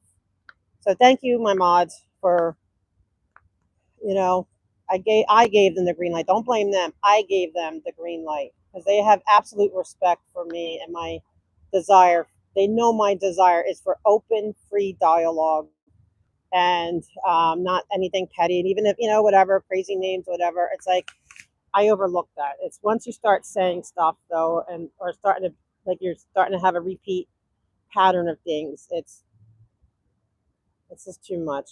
So, okay, Nora, thank you for getting me back on track. Okay, so the police commission meeting, I did feel heard. Like, Shields was listening to me. The chief, they were all giving me eye contact. I think they all were pretty much listening because, yeah, and thank you. I just needed to get that off my chest because I take responsibility for my chat. Nobody is doing anything. But back on point. All right, so I'm trying to deal with the CPAB thing because I know, like I said, from personal experience, I know how CPAB is, and it's just a festering pool where and I've seen it myself. That's where they do a lot of their safe pointing. That's where they get a lot of their power from and their influence. So I will be coming out with what do you call it? I can't. Sorry, guys. I'm on 2 hours, maybe 2.5 hours max sleep. I am so tired today. So I'm gonna a petition. Somebody, was it Gina? Was you and I talking about petitions? I have it written up.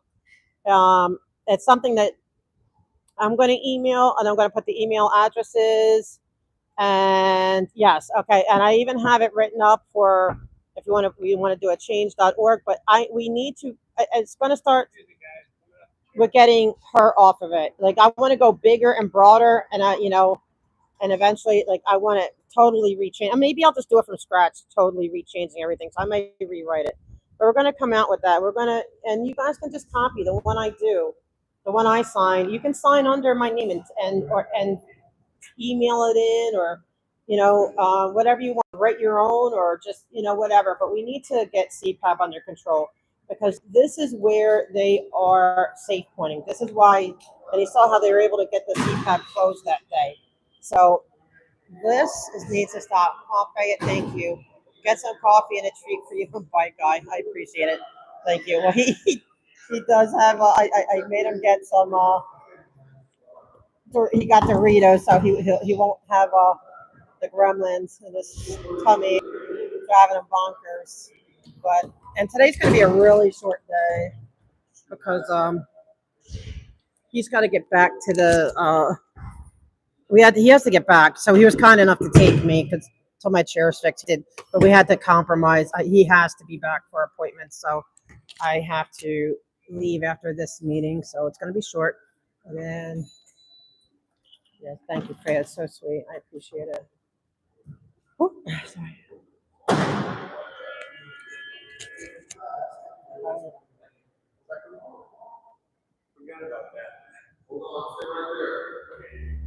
Okay, here's time for Bike Guy strip search. So Bike Guy, I forgot to give him the microphone. He was talking about he wants to start, him with his uniforms. Thank you. He wants a certain volunteer uniform back again. This Bike Guy's Bike Guy. Gotta let him be Bike Guy. I hope Shirt Guy's good. He said he would sign me in, so hopefully. Sorry.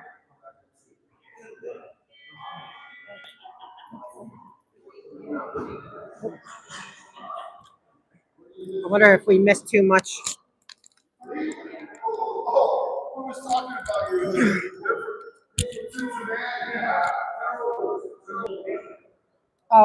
Can you throw it away? No, put it in recycle. In recycle. Thank you. Okay, guys. So I don't even know. I didn't even get to study what's on the agenda.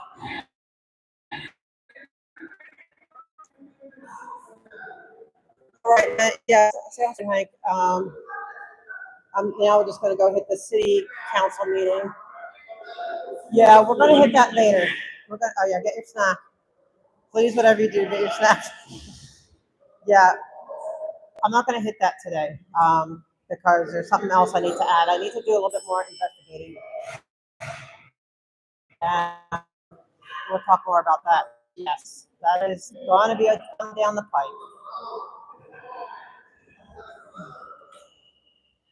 Come on, bike guy. I'm going to go up. I need. All right, you got his Doritos. I know. Yeah, I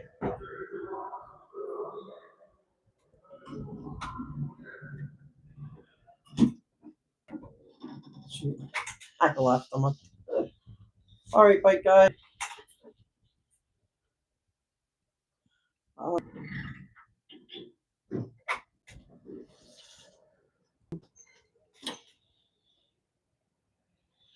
Can you guys hear me or no? Is it all?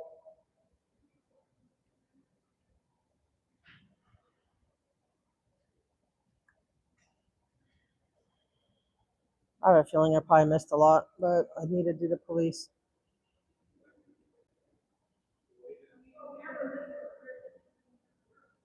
All right, do we know if? Well, I hope that he signed me in. I don't know if he did or not. I'm going to sign in.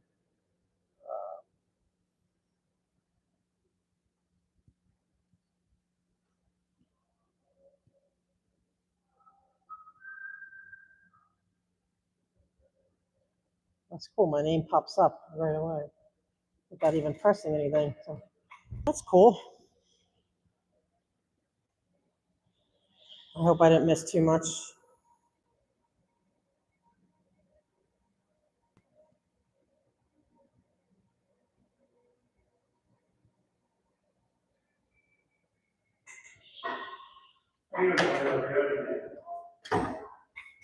Sorry, the door's closed on you. Okay.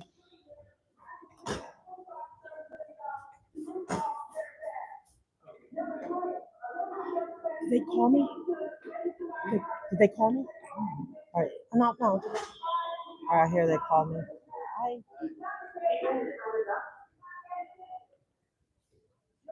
Wait, I need a, just go sit. It's okay.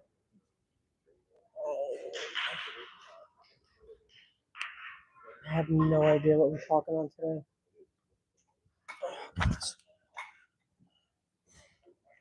So, guys, yeah, I got an agenda. Shoot, I couldn't give him my microphone.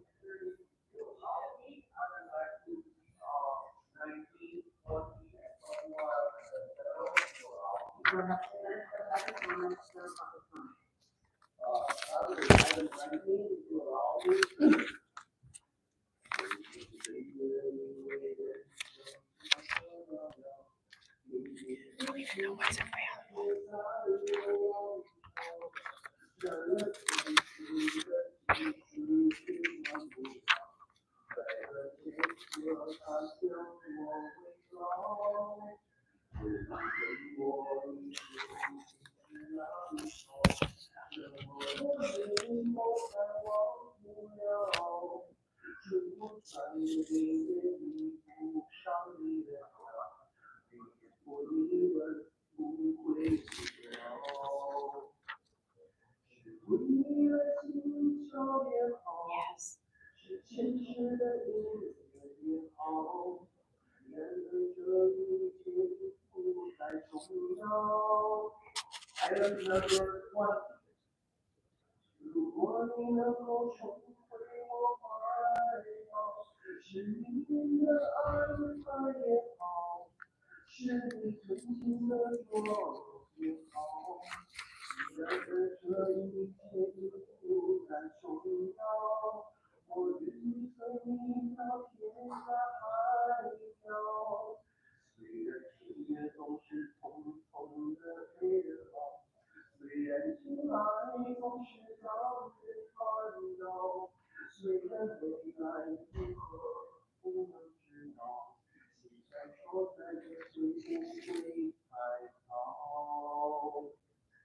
Now, let's move on to item number 21.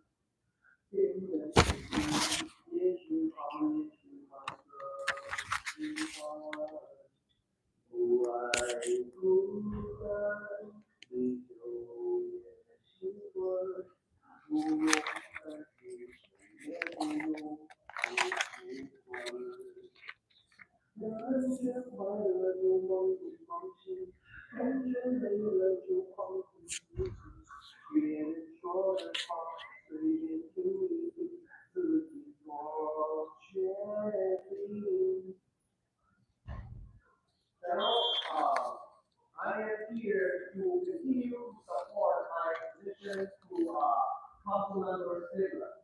So I attended the first city council District 1 election campaign today, 1 week ago.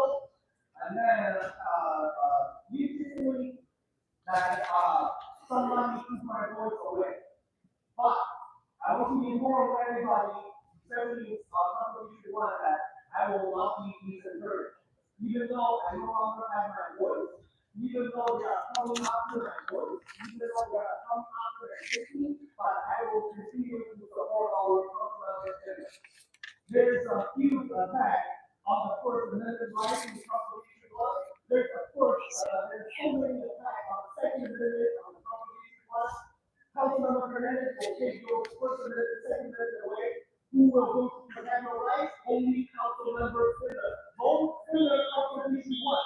Speak your time up. No, but no, yeah, I'm still reading. Okay.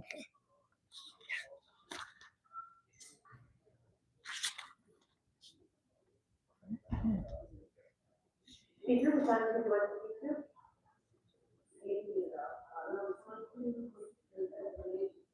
And, you'll 3 minutes for the items and 1 minute for general public comment, please begin with items.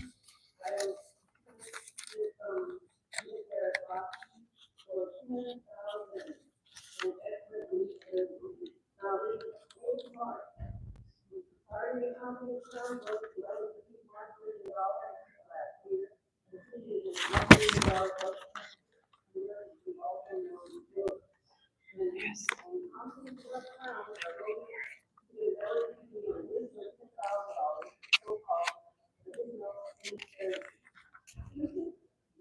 in my opinion, $15,000 is the verdict in the $275 million emergency, the homeless emergency, and the $1 billion budget emergency caused by the production constitution council.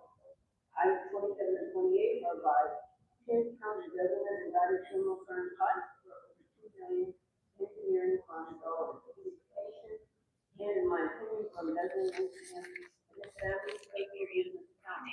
In my opinion, supervisors should receive no vote unless they contain special audit reviews that will prevent indicted and currently on trial criminal current rights on the deadline in $2 million. Item 32 by media and ethics commission and legislation.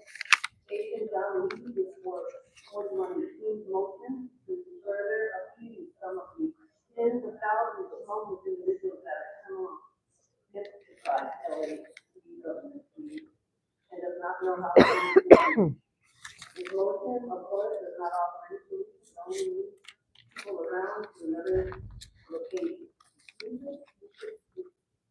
This item should receive a no vote unless it provides a good solution that will serve the individuals as this abusive motion affects.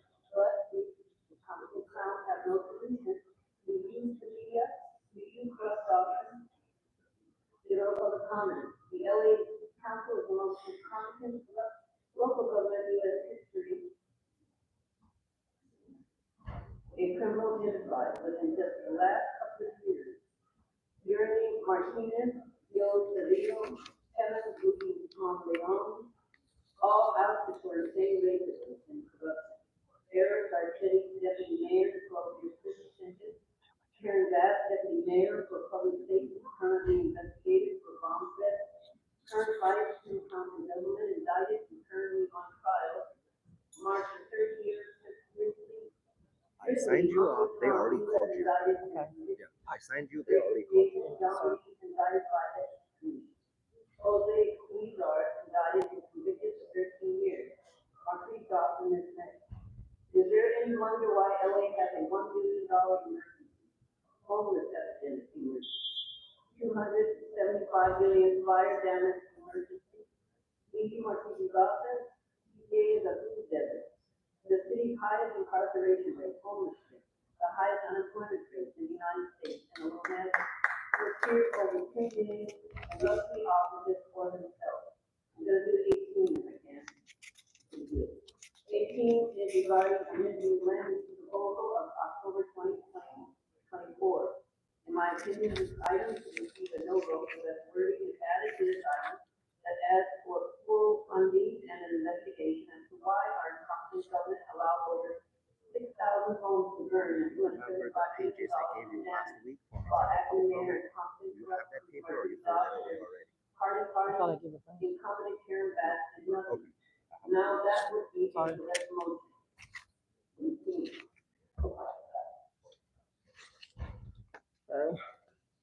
My turn. Good morning. I want to, Items you want to speak to? all items and, general comment. You have 3 minutes, items 19 to 32, and 1 minute for general public comment. Okay, when it comes to the 41.18 thing, I think you guys can probably take really good lessons from Scientology on how to do that. Because this past week we saw a veteran who was, because the Scientology, they passed out, they're like, welcome everyone, we're giving away free food. And he had lost everything. I don't know if he was robbed or what it was, but he came there asking for help, asking for food and clothing. He's a veteran, okay? And they like shut the door in his face. They would not help him or, and I saw my own eye too, a woman just, unhoused woman just sitting down for a minute on the street to like catch her breath or cool off. And they came storming with their bikes, running, to hurry up and get her out of there. Like, how dare a human being sit down, on the street if they're tired. I also know somebody who came to me personally saying that they sat down, they went to their food program and coming out before going home, sat on one of the benches on the sidewalk and were kicked out. So you might want to go talk to Scientology to see. Okay, the next item is I see a lot of money on all the different items being spent, especially since we're in $1 billion budget. I feel you guys are not really getting it, that you need to close the wallet. I think Smoke and Scan will agree with me on this. We want you to close, it's all of them. Yes, all the ones with finance, all the ones, stop interrupting me, anything that has money going out, I'm talking on all of them. Okay, I'm allowed to do that. It is what my right. I know you guys are, going after free. No, I do not want to give a general public comment. I'm talking about all the ones that where money. Okay, the one with Public Works, where money is going out. Okay, I think you guys are spending too much money. We want our wallet closed. Now I see one where you're asking for money back. That's good. Like you can find. I'm not talking about finding the people. That's what you want. You want to get all the money from us, and we don't want you to get it from us. But all your business dealings where people, break their contracts and you just excuse it. The one on Public Works where they're getting all this money, and then the other one where money is coming back. Okay, those. We want our wallet closed. We want you guys to understand the budget. Okay, now how about Granada Hills? Things like the Granada Hills one. I'm all for celebrating neighborhoods, but you know what? I don't want the city having to pay for it. That should come out of like you have, bids or whatever. They can pay for it privately. They can pay for it. I don't want the city paying for things that when we're so broke, and then like you're asking for a lot more money for cops. I mean, cops get the biggest budget of all. They get over half the budget. Why aren't you asking for money for the fire department? Okay, I was hoping, no offense to you, Madam City Attorney, I was hoping the Mr. Grote was here because he owes me an apology. And I hope, and so can you please pass that in? I will be happy to tell him the next time I see him, because he, like you, always interrupting me, but I was in the right. I was on topic, and he apologized for that, but still threw me off base. And that's what, and I wish, and you too, Madam City Attorney, I think Smoke and Scan would agree with this as well. We'd rather you do the job of policing those people who are not listening. How many of these people up there are even listening? And I'm disappointed with Miss Padilla because she's one of my favorites, and she's not paying attention. Miss Gerardo's new, she's not paying attention. See, they don't even blink. The president, wave high if you even hear me, sir, please. Nope, see, he doesn't hear me. Mr. Price, Mr. Hugo, wave to me if you hear me. Nope, see, they're not listening. Okay, so why don't you call them out on it instead of calling us off topic?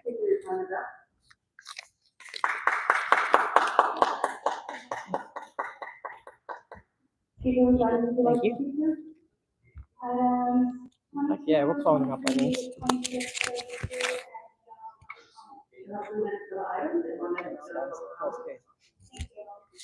It always feels good. Thank you, guys. That felt good. Oh, here. I think it's from like 21 or 19 or something. Thanks, guys.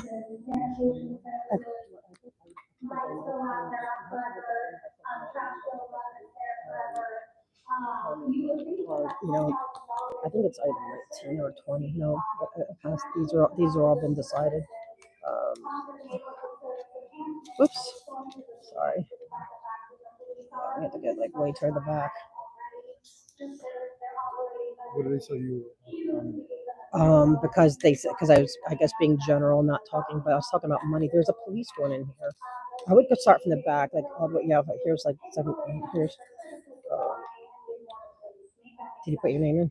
Yeah. So anything from 18 on this, that one on, you can talk. And there's one about more cops in District 5.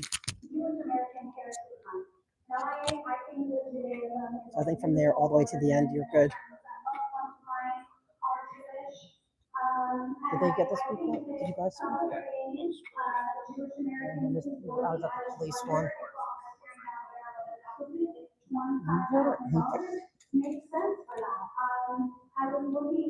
Chad's gonna be mad. I know he's joking, but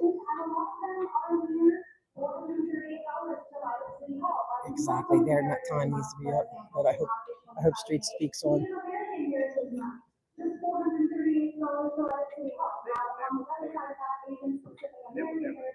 No, I would say poison like a deadly poison, but putting something in it is more receptive. Who knows? I wouldn't touch it.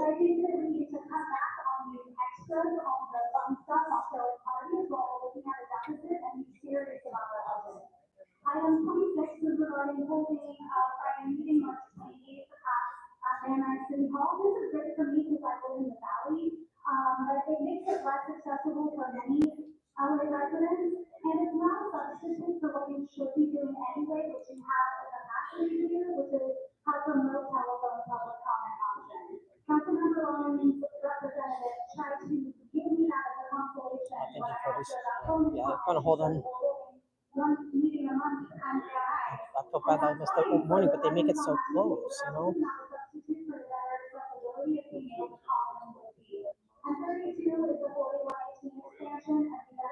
Oh, we're gonna work on fixing their bad behavior. Yeah. Because I don't know. Because I guess people allow it, whatever. They think that they're not accountable. But now they're being heard all over the world. They don't realize it's all over the world now.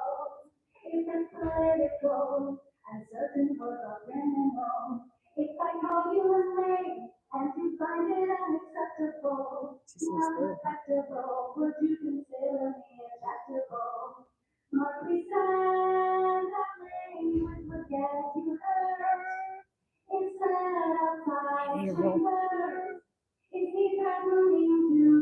And here, no, there's no, they got rid of all that. She has a good voice.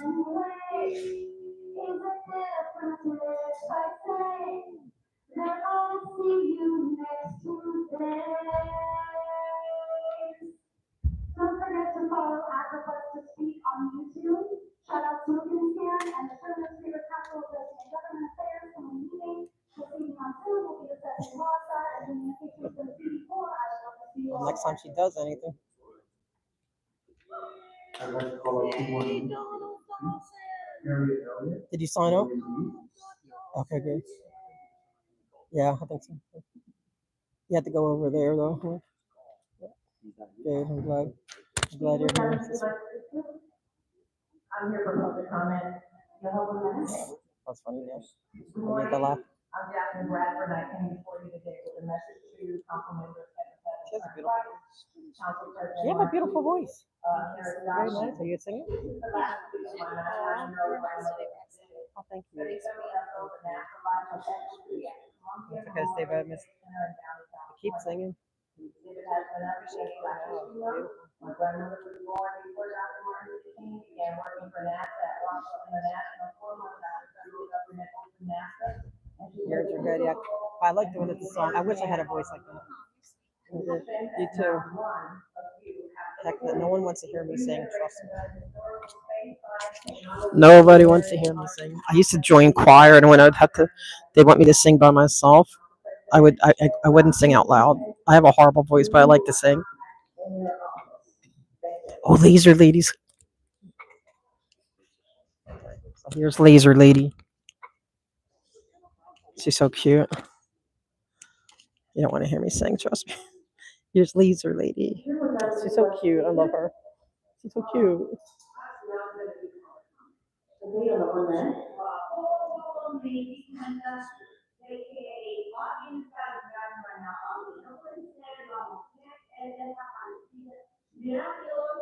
I will show the thing that slowly and slowly I am unable to, the interpreter does not understand.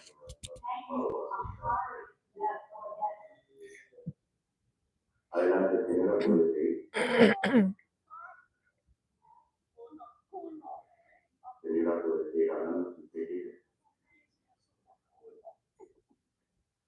La primera mujer que empieza a de oráculos existe en cuanto el linaje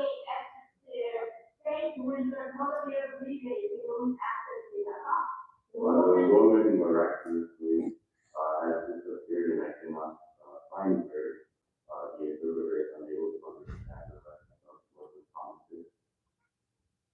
Okay, this is English or English. Online finding people Julie down down lower level. She'll help you. I told her. This is Laser Lady. She said the mailbox is there. I said the mailbox is still there. It's decrepit, but it's not there. Papers are right there. Yeah. So they have her live. So I hope you go and make that walk to find that walk. You go to the third one is millionaire home and see what looks like an enchanted forest. The interpreter, because you're speaking in Spanish. Awesome. She says that all her friends are being hit by directed energy. Speaker doesn't do like speaker. Like the 1922 public car. You have 2 minutes of items and 1 minute general public comment. I hear you, Amy. Yeah, well, I'll talk about it after. This is after last year, you guys, to give that LAPD $146 million increase, decreased funding in street lighting by $5.3 million. Somehow that was a priority, now it's all about the, they said that crime is out. Crime is on month over month, year over year, every year since COVID. But if you increase the funding and cut street lighting, which, I got to go right down the street at night, go down any major street. Go down the Western, go down Normandy, go down Hoover, you're gonna see dark streets. When we have dark streets, what's that gonna bring? It's gonna bring crime. So if dark streets bring crime, they know that we need more from these funds. We end up in that death spiral because you refuse to fully fund service. Now, CT5, you have one increase police funding again. Again, like I said, we increased police funding by $126 million last year, by 18, cut street services by 22, cut sanitation by 20. And you're gonna ask for additional funding for the police. Outside of what they're already at, outside of the fact that they've already overspent by $170 million. Outside of the fact that their liabilities are pushing between 100 and 200 billion. As a hero over there who did vote for the police budget 2 years ago. These are your problems. Start public comment, and everybody talk about the budget. We are $1 billion in the hole. It's because of you, it is not outside forces that cause these problems. You guys did it. Has been warned every single one of you, every step of the way, and you disregarded it. You said, the mayor said that it was theatrical exaggeration, his projection, and he was dead on. So shame on all of you who sat there and voted for these bullshit budgets. Where did you get that? UDC's, Nithya, and that piece of crap. Hugo. You passed. The rest of you voted for that shit. And now we are in crisis. 18 months ago, we had record general fund reserves. Now we are in fiscal emergency. 18 months later. Great job, all of you. You guys have run the city into the fucking ground. Awesome job. You get public comment, right? I've got 3 public comments for this Did he do his public comment? He got all his time? Oh, I thought they only did the agenda items. 24 through 28, 30 through 31. All right, President House. Here's the one at two. Oh my goodness, you did amazing. I needed to hear that. I wish I was here. I wasn't there to walk in right now. Yeah, great job. I'm glad you're. We need to. Yeah, that's the one thing. They need to make him a cop. He wants to be one of these honest. Like he wants to be the honest one. Open the roll, close the roll. I know, because he's like fair. All right, have a go on. Good seeing you. The second vote would be on the substitute. All right, let's open the roll, close the roll, tabulate the vote. Yep, that's true.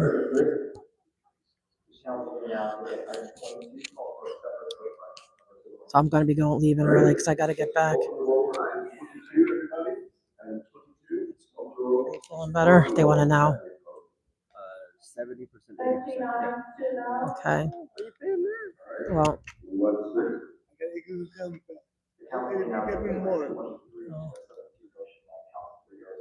He said, "Are you flushed or did you get some sun? Are you flushed? That means like we kind of red, or did you get sun? Like you look a little, I guess. Are you out in the sun?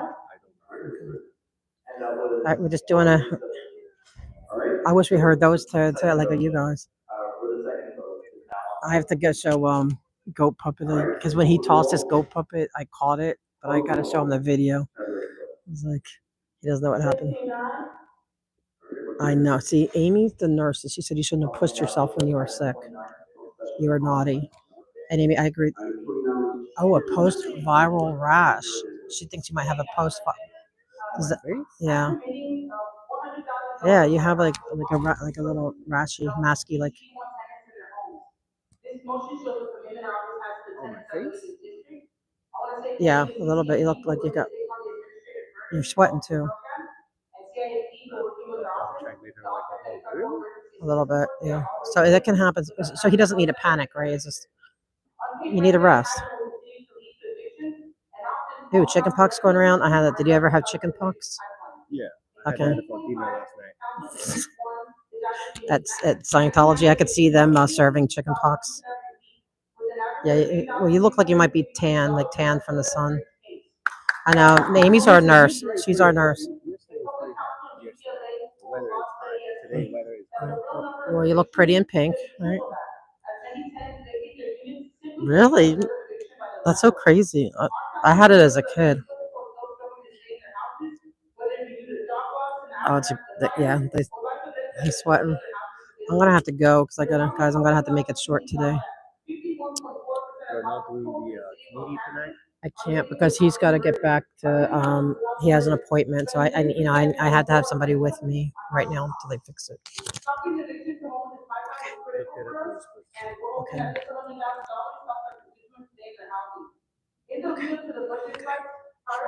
And I have a. Okay. All right, thank you. It's always helpful with the law. Let me see.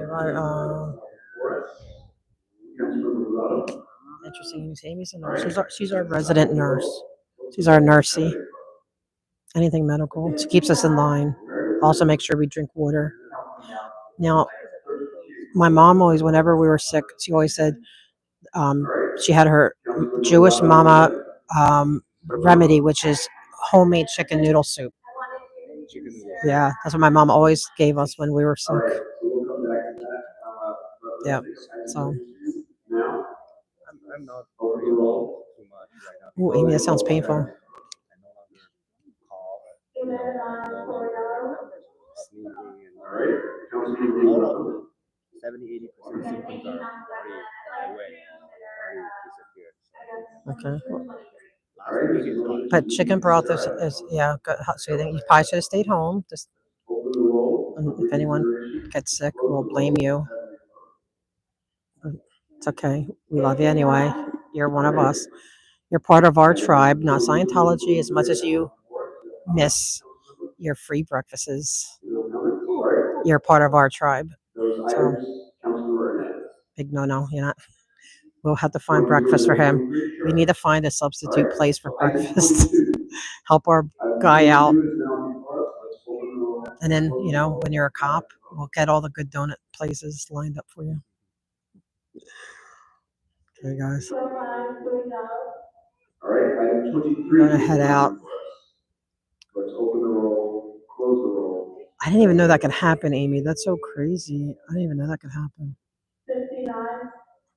Oh, hey, Jason. I'm a Smoke and Scan viewer too, but welcome here. Happy you're here. Sorry, I missed because I was at the police meeting. I missed a lot here.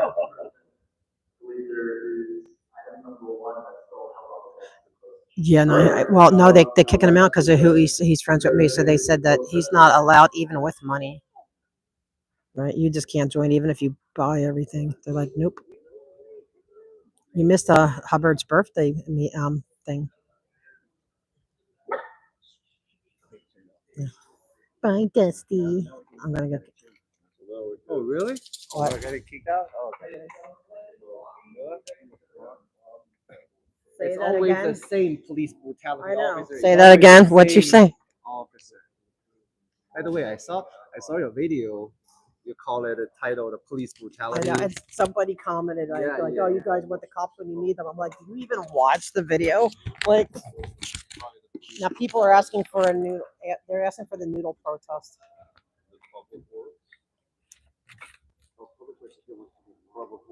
What, tomorrow, Public Works. Hey, Jason.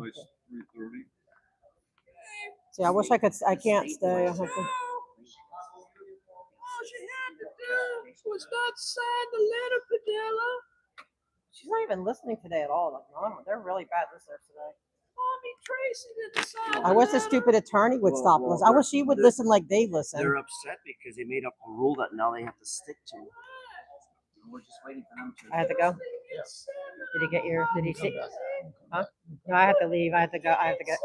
I have a thought. No, I have a. He has to get back. So because my chair is broken, I can't go anywhere alone. Because if my chair shuts down, I need someone to restart it, or I'm stuck. Is there anything hanging on the police wall now? What? On your wall at your station? Anything on the wall?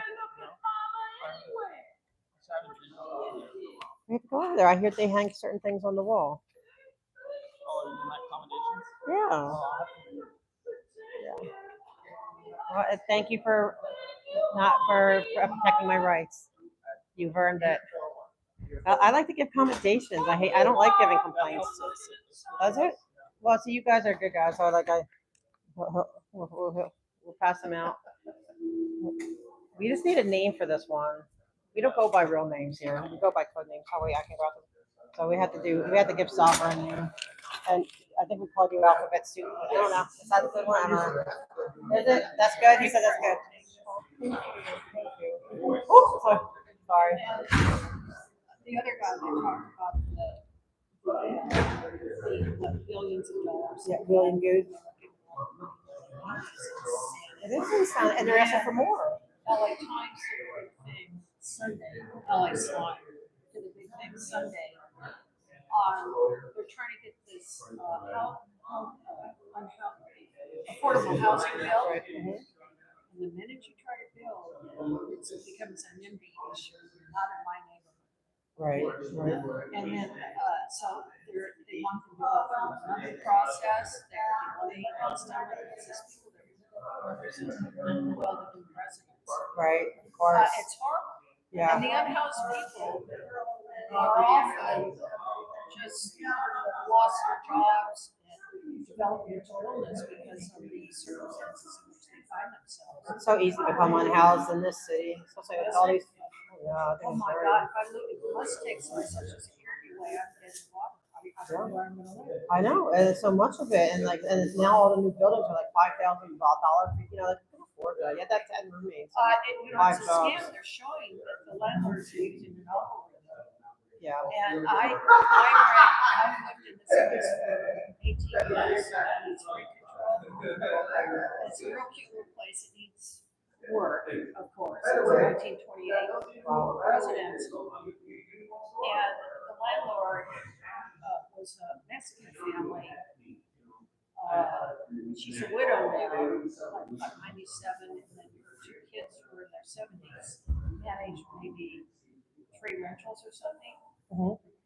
There is across from our apartment, Lorena, who I think lost her job, she's Mexican American, raising 1 child in an efficiency, and they're harassing her. Wow. I mean, it's fucking classes. Well, it is, and also, I mean, I They know, won't touch me because they know my name. right? Oh, okay, so yeah, but they know they can talk, you know.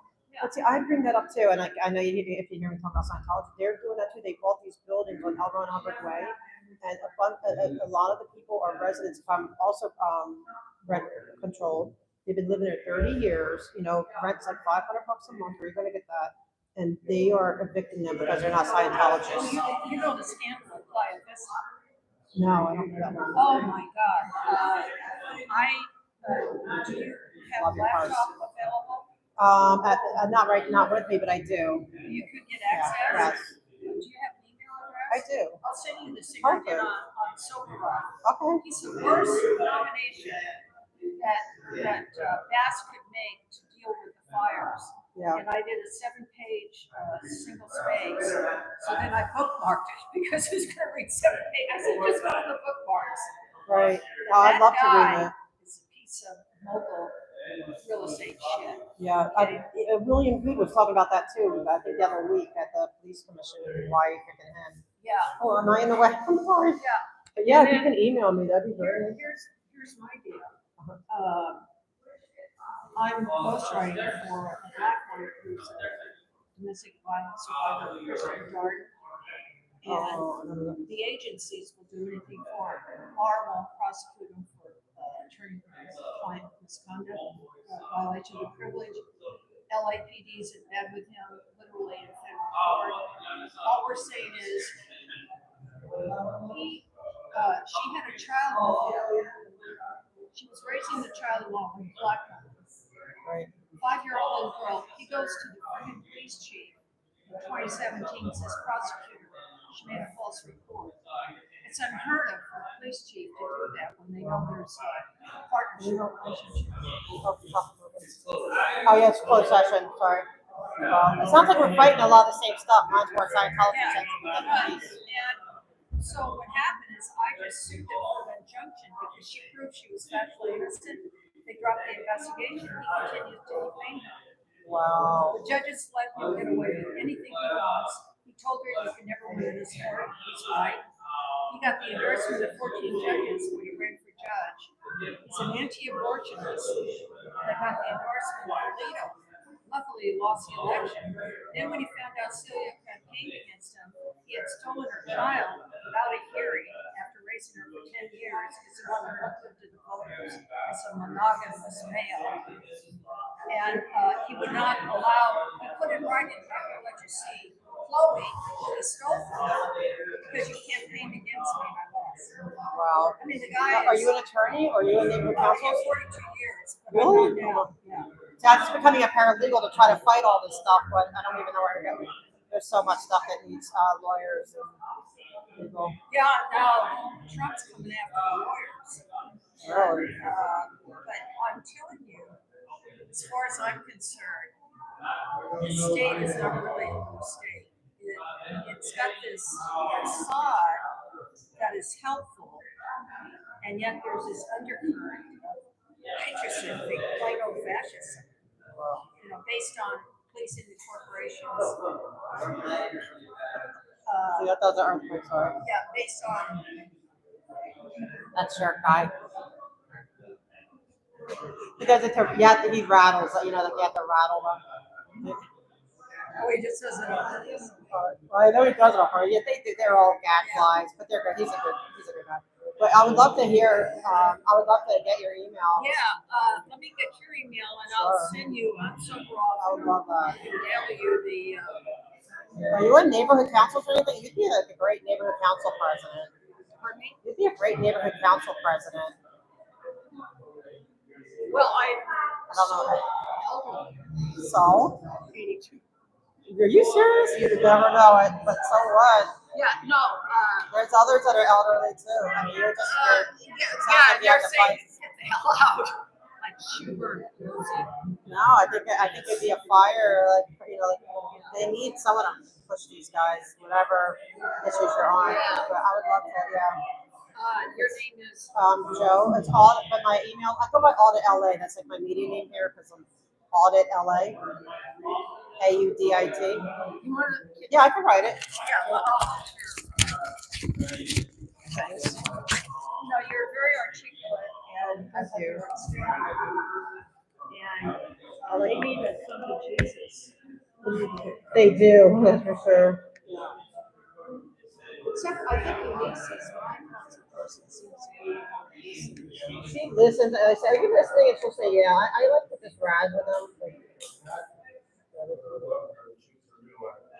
Yeah, I'll send you that thing on silver. Thank you. And I'll send you the person that can bring on dark. It's so effing long. I have to love bookmark it for yeah, if your computer has a PDF book. Yes. Yeah. Then you can just go through the table of contents on the first minute complaint and on SoCal. What happened was just for Playa Vista came out of 8 years of a fight by residents of Marina Del Rey and a lawyer that worked for me allowed hundreds of residents who were evicted by Wow. really cheap. Evicted all. I believe it. Yeah. There was a lawyer named Richard Floyd on the national news, a martyr and hero and warrior for the people. And he was devastated and losing the cases because so they eventually built Playa Vista, 6,600 units. Homes run 2.5 million. Parking started 2,400 for efficiency. Wow. Yeah, it's There's so much stuff going on. yeah, exactly. But I mean, I hope I have your fight at 82. Like that's amazing. You look and great. I love that you're. I said, I was going to give it up, and I said, no, I want to try hard.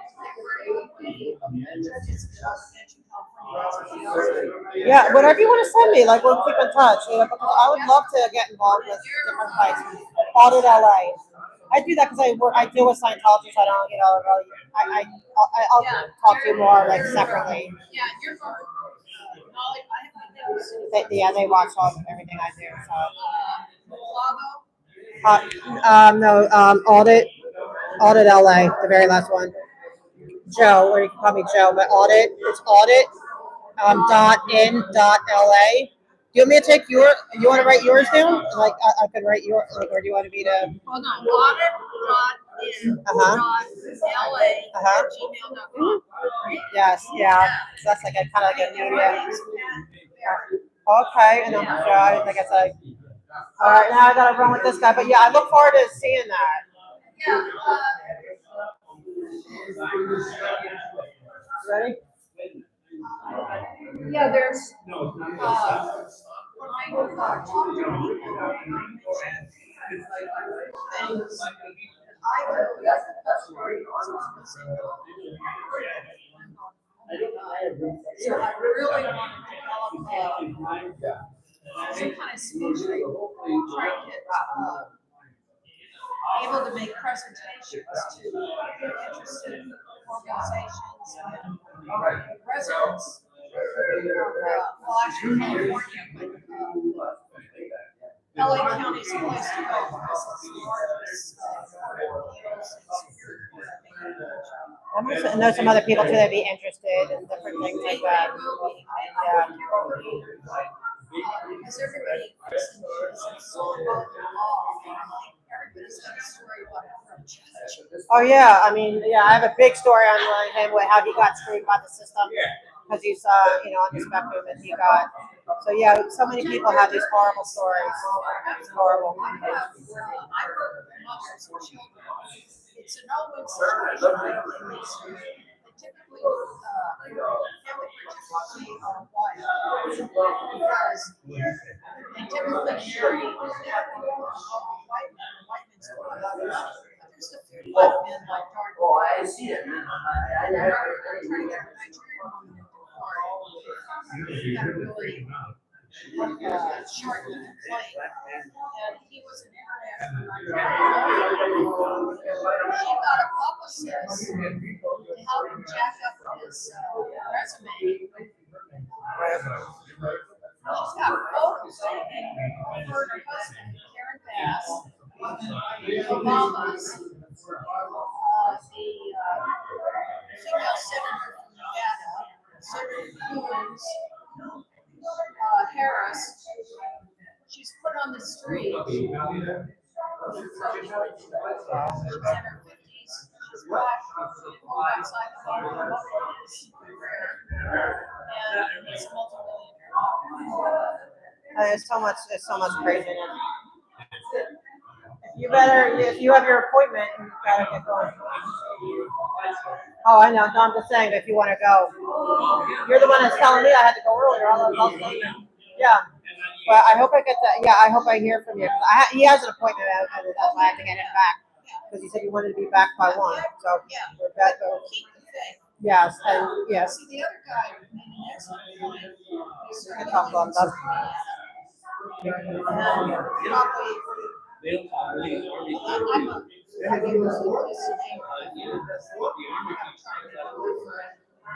Yeah, they. Yeah. Yeah, no, he's the one that. Now, he's not the same one with the shootout, right? Who's the guy? Is he similar to the one with that shootout? Like that's a different one. So a couple more. I know. Anything with LAPD corruption, yeah. Me and William Good is interested in that too. Like the guy that spoke today, like with the LAPD. That was really mad about the money. Yes, you can. That is outrageous. You can know that money to LAPD and there's that $1 billion shortfall. Yeah, I don't know if you're on YouTube or Twitter. I've gotten, you know what? I just said typing my briefs, making judges, I did civil rights, women's rights. Right. And I got a great resume. I argued for sexual harassment cases. Set the bar for sexual harassment. Well, that at 50 cents, that at $3 to get you a cup of coffee. Well, he made a point. He made a point. Well, he's filmed Police LA. He made a point at the at the police a few weeks ago that they don't have enough women joining the police because it's such a hostile environment for women. There was a woman named. Did you follow that case? She filed in 2021 and 2022. She had worked her way up. She said the sexual harassment was really bad. But it's all over the United States. Yeah. San Mateo's really, really bad. So, sheriff deputy that wrote a 15-page complaint watching porn on office computers. Porn. Wow. And sexually harassing women in the force, and they're women on, they're supposed to protect and serve. And she got that out, nothing done. 12 years later, a highly placed, I think, she was also a highly placed, but had been promoted to the sex crime unit. She gets sexually harassed and sexually assaulted. And she, the sheriff department of San Mateo, which is small, she got several $1 million. It was an identical complaint, 12 years apart. Nothing had changed. And that's why they can't really retain women. Yes, talked about the same thing in 2021. Then you have all these people still engaging in racist, African American racism, lesbianism, and so on that came out of the LA Times. Right. So there's a lot there, but yeah, if you follow that stuff, he does that too. He does a lot of the police because I do the Scientology because they have so much corruption with the police. People don't realize how much power they have because they sit on all their CPAPs, which is like they have this relationship, and then they get to deal with all their enemies and everything because they get that inside. So that's one of the things I'm fighting This is for. a Trump universe before Trump became president, as far as I'm concerned. The retaliation by these agencies is unbelievable. You just don't mess with it. And then they tear it out. They could turn on you. But it was great talking to you, and I hope to hear from you like on the. I'll try to get it out like this afternoon. All right, sounds good. I'm sorry, Dilly. I love your purse, by the way. That's so cute. So, I gotta get him back to the. And I'm Joe. So it's good meeting you. I'm Joe. Nice meeting you too. Oh yeah, I come to almost every meeting. I try. I can't go this afternoon, man, it's like thank you. It was great talking with you. Yeah, you should. I mean, talk to. Yeah, you can. I mean, you too. You too. It's great talking to you. Bye. Sorry, guys. It's like. All right. Sorry if I missed a lot of chat. So yeah, she's interesting. I don't know. She called me aside. Like she liked what I had to say. She's. I don't want to put the camera. I feel weird putting this camera on people, but she's a retired attorney who spent her career like fighting for against like she's right now fighting against different corruption. Or if you have to go in there, or and stuff like that. So yeah, she was like.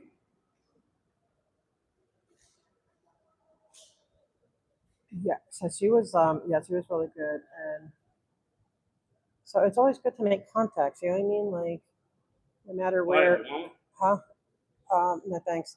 Like, like even if, well, I mean, I mentioned that hopefully I'll educate her on how Scientology. If she has a upset with the police, then hearing that contact, and she's a lawyer. She's retired. Wow, she looked amazing for 82. God bless her, man. She's so. So yeah, that was interesting. So she has a lot of info on sober office. So she'd probably be interested in talking to street. It's more the police stuff, but I'm always going to bring Scientology even into the police thing. Even when Scientology is gone forever, from safe pointing everything and whatever I'll still be working on the police stuff. So the city people. Yeah, that's what I want to try to get to talk to her about stuff. Then have a good night, guys. Like I want to see what like it's always good to network and build people. Like I always say, say a little prayer for divine connections because you never there's people that, huh? Yeah, well, I might got it. No, I think I do need. Sorry. Thank you, thank you. I appreciate it. So like finding other people, like there's all different people that have maybe different things that they're fighting for, but you can kind of overlap and like she might be able to help me figure out something. That's it. I know it's like they're. Yeah, I'm hoping she does. I'm sorry. I know I can't go. I want to go to the afternoon meetings, but I can't because I need to get him back. And my other dog is. I had to take her not to the vet today because I can't go alone, but she's not feeling too good, so I'm not fighting too hard about going home early. But he needs to get home, so I can't hang around for the afternoon. Oh, the vendors Wednesdays. They're going to be doing that on Wednesday. So tomorrow. I'm glad they're doing it on Wednesdays instead of Thursdays. So yeah, I have to remember that. Come tomorrow. I know. I want that. I like that juice. Oh, those chips. Yeah, those chips and guac are good. He's got his. I did the toddler. I got his toddler snacks. He's got his little Doritos. I know. No complaining. See, it worked. That was Amy. See, was it Amy? Who's the one who said get him a snack? It's like, see, I should have thought of that. I forgot. I haven't. You know.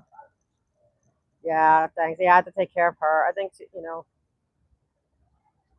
I'm giving the I don't know what it is. I think it might be, I don't know. We had a little bit of a rough night. She couldn't sleep last night, so that's why I'm on 2 hours sleep. She was fussing up and down and turning around. But thanks for coming, guys. Hopefully, made some impact. You know, even though they don't listen, I still think even when they're not listening, I think they hear it. Oh, thank you, Sassy Fresh. I appreciate that. There's more out there. I think it's just hopefully people are starting to realize. I think we're always taught that, right? You can't fight City Hall, but you can. And if they don't make changes, whatever, you can.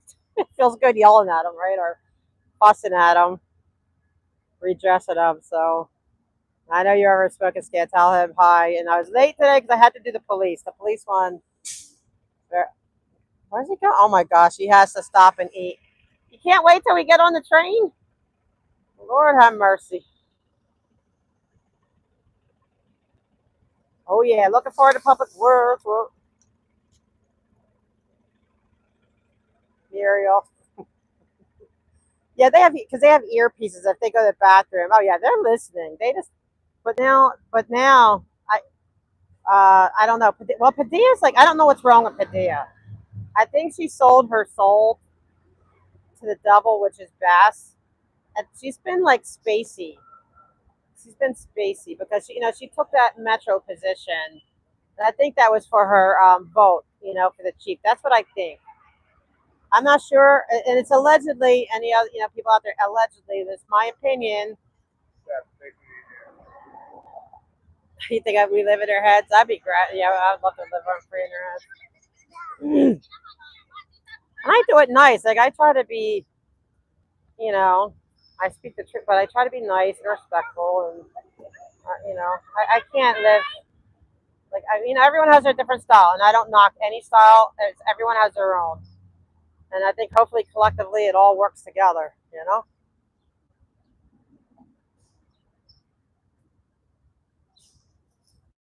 Thank you. Yeah. And check out and everyone follow, please. Like Don's just doing really good. She's taken up the banner of like explaining the meetings and going through them, and so everyone please visit. And then Kirby's mom is now streaming in Ireland. So if you want to see protesting in Ireland, and she says, I love her voice. Like I didn't. It's like everyone sounds different in my head. You know how like you put a face and a voice. Like, at least I do. Like in my head, everyone has. And then you have to put that. Wait, I like it doesn't sound like what's in my head.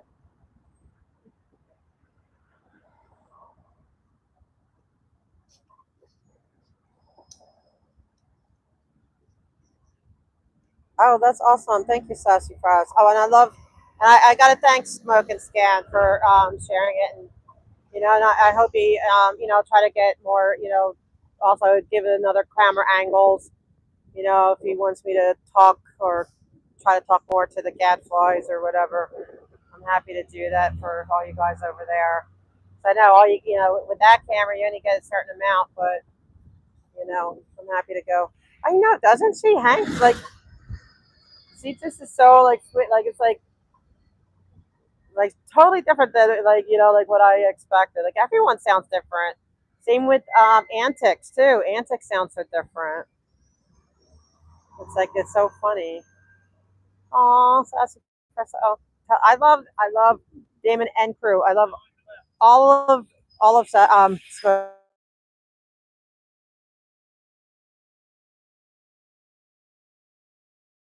Sorry guys. Uh-oh. Are we back? Are we back? Hopefully back. Oh, good. Okay. Yeah. When a call comes through, it just bumps it. And so sorry about that.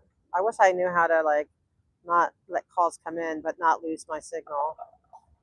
And uh-oh, what did I just run over? Oh, God. Okay, good. Did it help having this little mic? I forgot to give it to everybody. because I think I'm gonna try to do that because I know like I have like this, because the other mic, the expensive mic I got, like I got a real nice one. It seems to not work as good in that building. That building's really hard.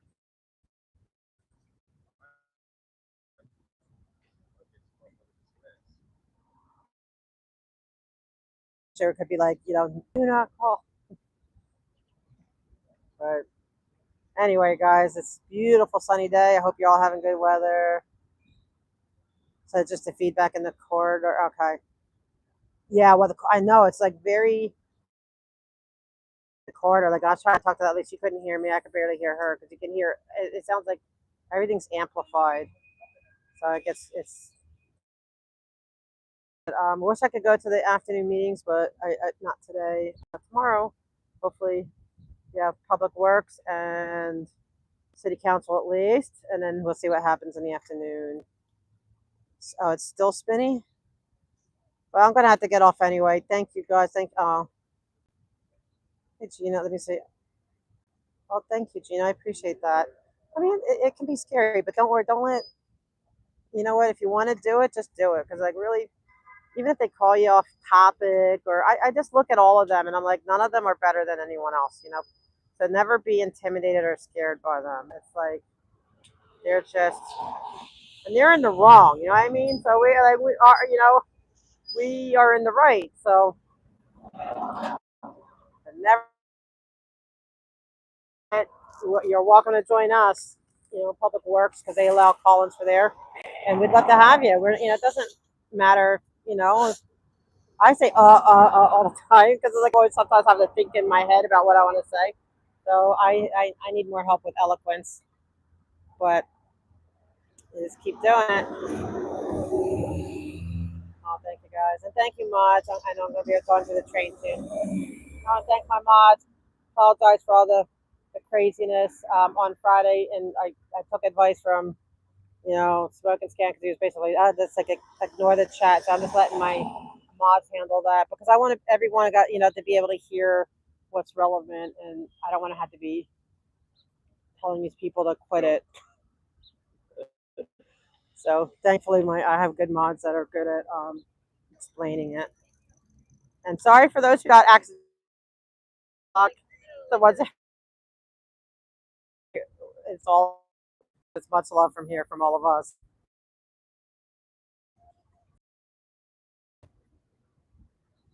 Oh, Hank, that's so sweet. I appreciate that. Hank is the wind beneath the wings, so supportive, and all you guys are so supportive. I thank all of you. And like Hank will be like, I just watched the 6-hour thing on replay. I'm like, what the heck? Like, so I appreciate that. But I try to cut it down so you don't have to go see the whole thing. I do. Hopefully, I'm caught up on when I still have more to catch up. I try to make it smaller so people can get the highlights, but having to have to thumb through it all. You guys are funny. Yes, the support means everything. Excellent suggestions. Always open. And that's why, like, even with the trolls, like, I'm okay with a little bit of trolling, but it's like when I feel like now, like, I'm being swarmed and it's intentional and it's a cause, I don't want to put up with that. I don't care if people think I'm very much First Amendment, like 100%, that.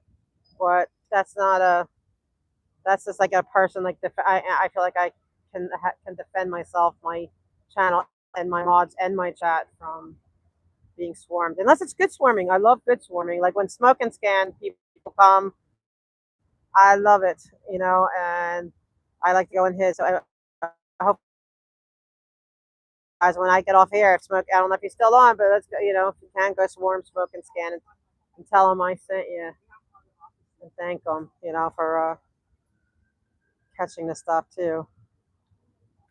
Oh, I love it. Hank, you're amazing. Thanks, guys. And so I'm gonna sign off. My editing's getting better. Good. I know. It's like sometimes I just rush through and just I know I'm trying. So I could get so meticulous with that, and then it's like that's how I normally do.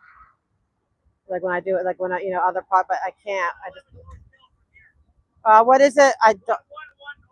Is that a courtroom? A court? I don't know. I want to say, I'm not the right one to ask. I know this. Do you know what courthouse it is? If it's the Kara one, it's this one, but I don't think that's Hill. I don't know. I get lost down here. I'm so sorry. I don't want to lead you in a wild goose chase. But I'm gonna keep working on those skills because try to get like, try to do expediency and quick, but try to have it But I have to edit some stuff out. You know what I mean? Because it's like I just edit certain things out. So okay, exactly. Thanks, Fingy. Exactly. I'm not the government. Oh, he's off till tonight. Okay. Oh, hopefully he has the car chase or something. But yeah, it's not. I am allowed to protect my channel, my mods, and my people from, especially since I stay out of the fray. You know what I mean? So I feel no guilt. I stay out of it, so don't drag me into it. Um, this is Switzerland. I should put that on my thing. People's Cairn of Switzerland. So I just want a place that we can just all talk and learn and grow and be cool with. Like,